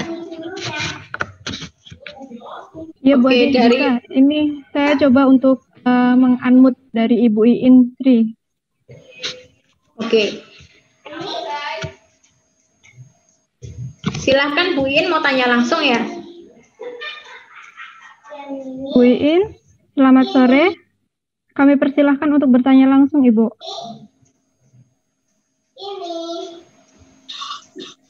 Bu Ade, kalau kasusnya double chin pada wanita usia 50 tahun, apakah bisa teratasi dengan teknik guasa ini? Oke, terima kasih Bu Iin ya. Memang double chin salah satunya bisa disebabkan oleh karena faktor usia. Kalau usia 55 tahun bisa nggak? Bisa Bu. Kita bisa treatment ya. Meskipun memang secara durasi waktunya kita treatment pada usia 55 tahun dengan kita treatment pada usia 35 tahun pasti berbeda ya.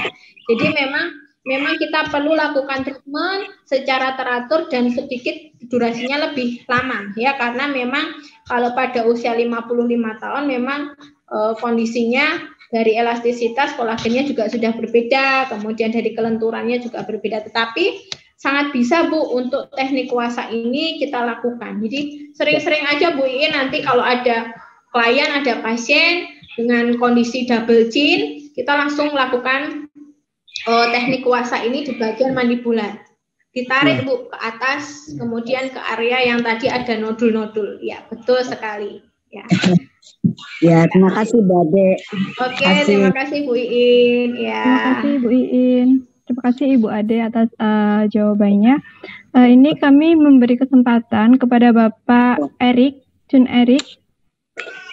Bapak bisa dinyalakan audionya.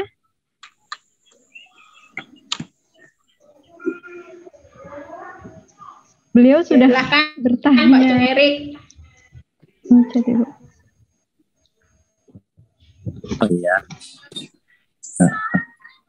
Halo, iya. Terima kasih Halo Bu Pak Ade. Erik, ya. Oke, silahkan. Iya, saya tanya yang tadi siang itu Bu Ade tentang itu apa? Mengapa setelah puasa tuh disarankan untuk menghindari paparan sinar matahari langsung gitu? Oke, ya. Iya. Itu saja. Terus sama yang tadi apa tuh? Kan tadi ada efek piezoelektrik ya Bu ya, yang dihasilkan dari teknik kuasa estetika pada sindrom defisiensi yin. Itu yang dihasilkan, yang ditimbulkan berapa lama Bu efeknya ya? Oke. Gitu aja. Makasih ya Bu Ade. Oke, terima kasih Pak Erik ya pertanyaannya. Jadi kenapa setelah dilakukan puasa? Setelah dilakukan puasa kita tidak boleh langsung istilahnya kontak dengan sinar matahari yang terlalu menyengat ya.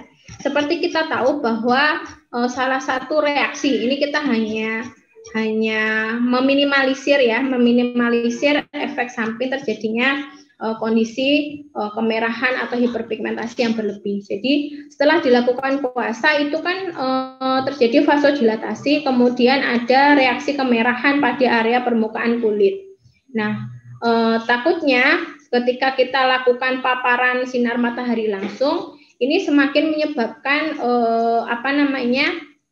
vasodilatasi yang ada di bagian wajah, sehingga wajah kelihatan semakin memerah. Sebenarnya itu saja sih Pak, kalau sengatan sinar matahari yang secara langsung. Tapi kan biasanya pasien klien datang ke kita itu kan biasanya setelah dilakukan treatment puasa itu nanti melakukan treatment akupuntur atau treatment lainnya. Jadi untuk reaksi yang seperti ini sangat jarang. Jadi sebenarnya itu hanya salah satu efek untuk meminimalisir terjadinya hiperpigmentasi saja pada area kulit itu. Oke.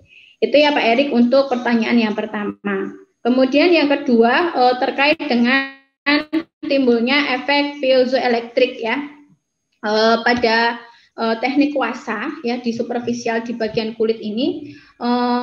Ini memang kita menstimulasi area jaringan fibril sehingga akan muncul tingkat kristalisasi ya, kristalitas. Jadi ini sih memang tidak terjadi dalam jangka waktu yang lama ya Bapak Ibu. Jadi hanya terjadi sebatas ketika kita lakukan treatment puasa itu saja.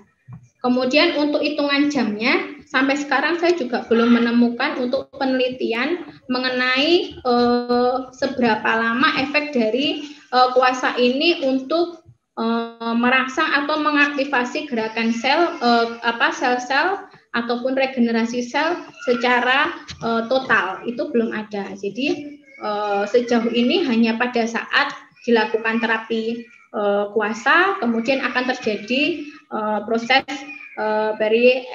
elektrik ini. Gitu. Seperti itu Pak Erik ya. Halo Pak Erik.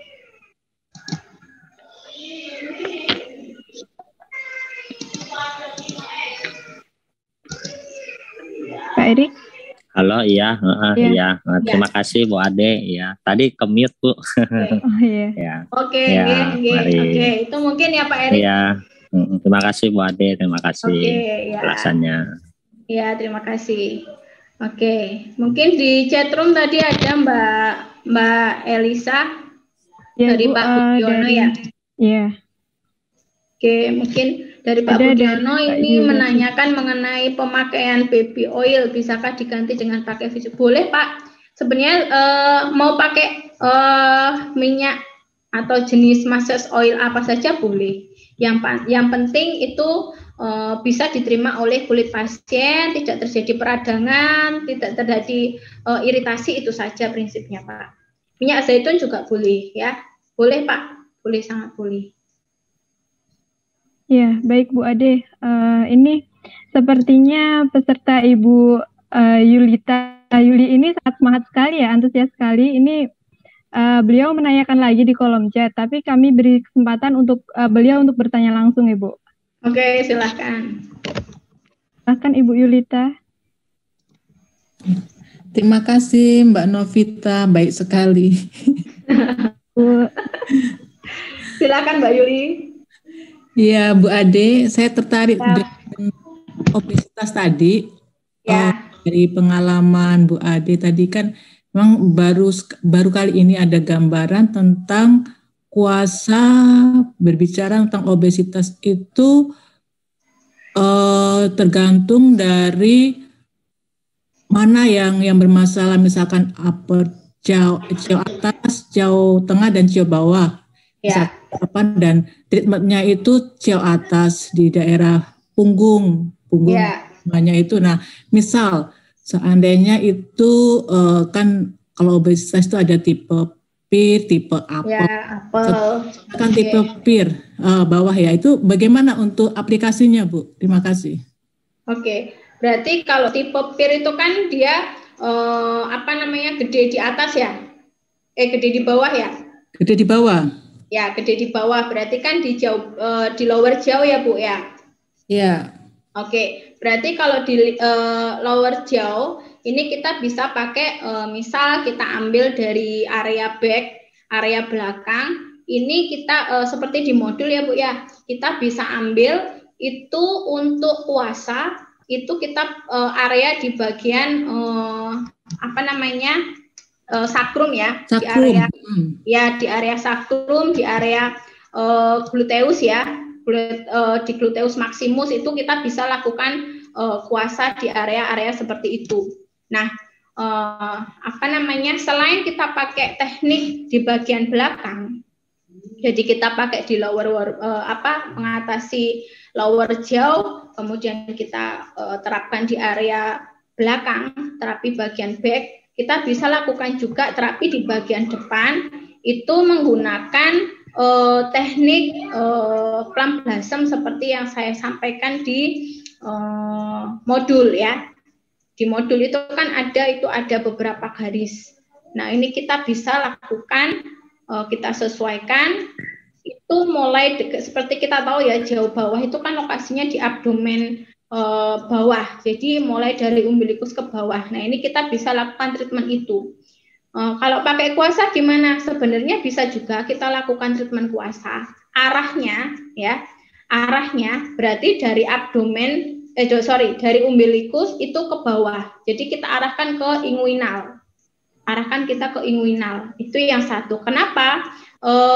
Beberapa teknik kuasa ini juga bisa digunakan untuk meningkatkan absorpsi dari lemak. Ya, kita selain pakai akupuntur, entah Bapak Ibu mau pakai purapuntur, abdominal akupuntur lainnya, pakai teknik susur, mau pakai teknik mud depan, mau teknik apapun, silahkan. Ya, supaya lebih maksimal lagi, silahkan lakukan 2 teknik tambahan ini. Pakai plum blossom ya.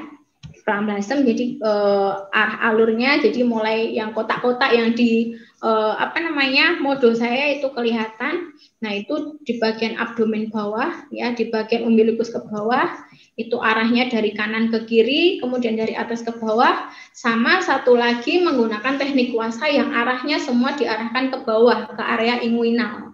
Nah, ini bisa kita lakukan dua teknik tambahan ini pada kasus obesitas dengan lower jaw ya, untuk jenis pair gitu ya Bu Yulia.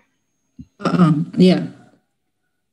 Tambahan aja sih. Biasanya kan agak susah itu Bu, apalagi pasien klien kita yang dia pasca operasi sesar ya.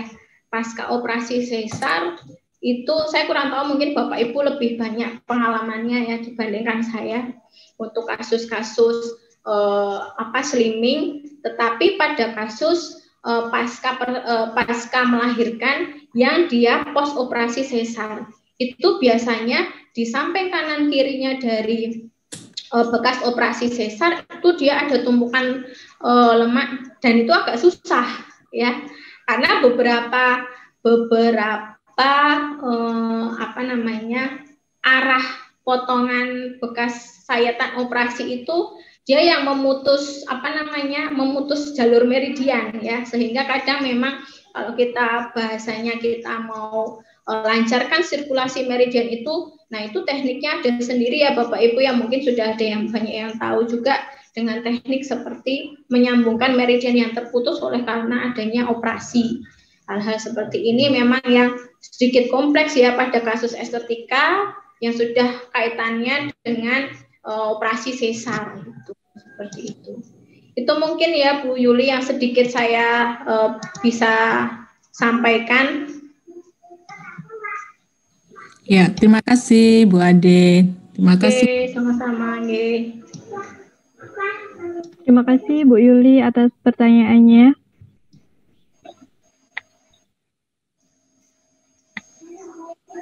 Bapak Ibu peserta pelatihan pada sore hari ini, silahkan, kami masih ada waktu untuk sesi tanya jawab ini.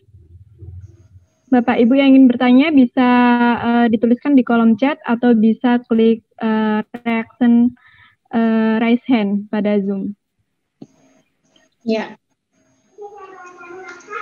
Sebenarnya banyak ya Bapak Ibu ya, kalau lebih kita bahas mengenai kecantikan ini untuk melasma ini yang memang belum saya masukkan juga di kasus ini ya. Melasma sama, nanti kita tinggal treatment saja area melasmanya itu di mana, karena kan melasma itu lokasinya juga bisa macam-macam ya. Ini pun juga nanti ada kaitannya sama gangguan pada sistem organ ya. Misal melasma ada yang di dekat mata. Nah, ini memang kaitannya pada sistem liver ya, di sekitar mata. Ini kita bisa cek. Oke, berarti kalau di sini selain kita tusuk akupuntur lokal di area lesi melasmanya, kita bisa lakukan treatment untuk memperbaiki sistem livernya. Kemudian kita perbaiki untuk C-nya. Nah, ini macam-macam yang kita bisa terapkan pada kasus-kasus estetika. Kemudian ada juga yang melasmanya di daerah mulut. Nah, ini berkaitan juga dengan sistem pencernaan, ya. Nah, otomatis kita juga perlu tahu apakah yang nggak beres dari sistem pencernaan ini, apakah dari jenis makanannya, ataukah dalam fungsi dari sistem pencernaannya yang nggak beres. Nah, ini kita juga perlu pelajari lebih detail. Makanya kita sebagai akupuntur terapis itu kita harus melihatnya pasti lebih luas ya Bapak Ibu. Kita treatment pakai teknik kombinasi titik ini, wah kurang berhasil, kita analisa dengan teknik lainnya lagi atau tambahan atau dilengkapi dengan treatment lainnya. Nah, ini semakin bisa memperbaiki keluhan dan kondisi dari pasien itu sendiri. Ya, baik, De. Bu Ade izin bertanya. Ini ada yang menanyakan ke panitia lewat chat WA. Untuk treatment guasa itu sendiri, apakah ada prinsip tonifikasi atau sedasi ya Bu? Oke, ya kalau dalam teknik guasa ini sebenarnya tidak terlalu menekankan pada prinsip tonifikasi maupun sedasi ya. Jadi teknik guasa ini prinsipnya dia lakukan gerakan penekanan, kemudian cutting, smoothing, lifting pada area-area permukaan kulit yang disesuaikan dengan arah alur dari jalur drainase itu sendiri. Jadi mau prinsipnya tonifikasi, mau prinsipnya sedasi tidak begitu ditekankan pada teknik guasa ini, ya. Berbeda dengan terapi akupuntur, ya. Kita perlu memperhatikan prinsip tonifikasi maupun sedasi, ya. Ini mungkin yang bisa saya sampaikan. Nah, makanya termasuk cara memegangnya ya. Mungkin untuk memegang instrumen kuasa, kalau saya nyamannya begini, kalau saya nyamannya begini, it's okay, terserah nyamannya dari terapis. Yang penting apa? Arahnya kita tepat. Kemudian apa? Sudutnya, ya. Sudutnya oke, Kak, saya mau pakai cutting, berarti 90 derajat. Oke, saya mau pakai smoothing, berarti 45 derajat, 15 derajat. Oke, saya pakai lifting. Seperti itu tekniknya. Nah, hal-hal seperti ini sebenarnya yang perlu kita tekankan dibandingkan, oh ini tangannya nggak seperti itu, tangannya harus lari. Kan setiap orang itu punya skill sendiri-sendiri. Saya nyamannya seperti ini, saya nyamannya cara megangnya kuasa itu terserah. Tapi yang penting sudutnya, arahnya itu harus sesuai ya dengan jalur drainase yang memang kita akan tuju. Gitu. Iya, baik ya. Ibu, terima kasih. Oh ya, satu lagi mungkin ya Bapak Ibu, selain kita bisa treatment ke orang lain, kita self treatment juga bisa. Jadi depan kaca sambil nyantai sore kita lakukan treatment sendiri ya. Kemudian ke anak kecil juga boleh ya. Ke anak kecil boleh. Biasanya pada anak kecil itu misal untuk menstimulasi meridiannya ya. Ini pada anak saya juga saya lakukan seperti itu. Boleh, jadi kita stimulasi. Memang kadang geli-geli ya anak kecil pada area tertentu itu. Kadang dia gerak-gerak begitu, tapi tidak masalah dibanding kalau jarum kan kadang kita antara tega tidak tega ya beberapa. Nah, ini kita stimulasi bisa sambil diajak ngobrol, kemudian kita lakukan kuasa ini pada area-area tubuh bisa. Nah, seperti kerok itu kan, ini mungkin beberapa dari teman-teman yang mungkin yang ada di daerah yang masih single ini biasanya Bapak Ibu ya, ini misal di rumah ketemu orang tuanya, suruh ngerokin, biasanya kalau orang Jawa gitu kerok. Udah sekarang nggak usah pakai kerok-kerokan, nggak usah pakai uang, kan kecil kalau uang koin. Udah pakai teknik ini aja. Ini Pak, saya pakai teknik baru ini, kuasa ya. Jadi kuliahkan 3 tahun, 4 tahun, udah kerja jauh-jauh. Nah, ini saya punya teknik baru ini Pak. Pasti nanti badan Bapak Ibu orang tuanya pasti enakan, pasti seger, pasti nggak mungkin enggak ya. Ketika kita melakukannya juga sesuai tepat pada area-area yang sejalur dengan nodul limfatik itu tadi, gitu ya. Karena saya sendiri merasakan Bapak Ibu ya, ketika kita memang stimulasi untuk jalur-jalur limfatik ini, badan lebih seger ya, lebih fresh gitu. Apalagi kita aktivitasnya tinggi misal, atau dalam proses selama pandemi ini PPKM, Bapak Ibu itu cuma di rumah aja, minimalisir dalam mobilitas, itu juga bikin badan capek ya. Kita bisa lakukan stimulasi aplikasi kuasa ini pada tubuh kita. Nggak harus semuanya, misal kakinya dulu, kemudian tangannya dulu, lehernya, kemudian wajahnya. Nanti mau tidur, siapa tahu bangun tidur lah, jadi seperti Asanti atau seperti artis lainnya. Harapan kami semua itu Bu. Iya itu kan, siapa yang nggak mau cantik ya. Mas Jung Erik mesti nyarinya juga yang cantik ya. Kan pasti gitu lah. Apa namanya, banyak ya cara yang sebenarnya bisa kita lakukan, dan ini saya sampaikan bukan salah satu teknik untuk mengobati ya, bukan untuk mengobati. Jadi ini untuk preventif, promotif. Jadi pencegahan, kemudian untuk mensupport kesehatan kita. Oh ya, satu lagi Bapak Ibu, mungkin beberapa ada yang sempat ingat seperti banyaknya kasus-kasus seperti CA, kelenjar getah bening ya, itu hubungannya juga dengan sistem limfatik dalam tubuh kita ya. Selama area nodul-nodul yang ada di dalam tubuh kita itu masih terasa seperti nyeri-nyeri, pegel-pegel, it's okay, biarkan. Itu berarti memang sistem limfatik kita baru membentuk imunitas dalam tubuh kita. Dia sebagai imunokompeten. Tetapi kita perlu hati-hati ketika di area-area limfatik ya, sistem limfatik dalam tubuh kita ada benjolan ya. Kemudian dia tidak terasa nyeri, pegel-pegel ya. Jadi tidak ada rasa seperti itu. Nah, ini yang perlu kita harus hati-hati. Ya, yang seperti ini bisa jadi entah itu ada mungkin terjadi tumor ataupun ada CA ya.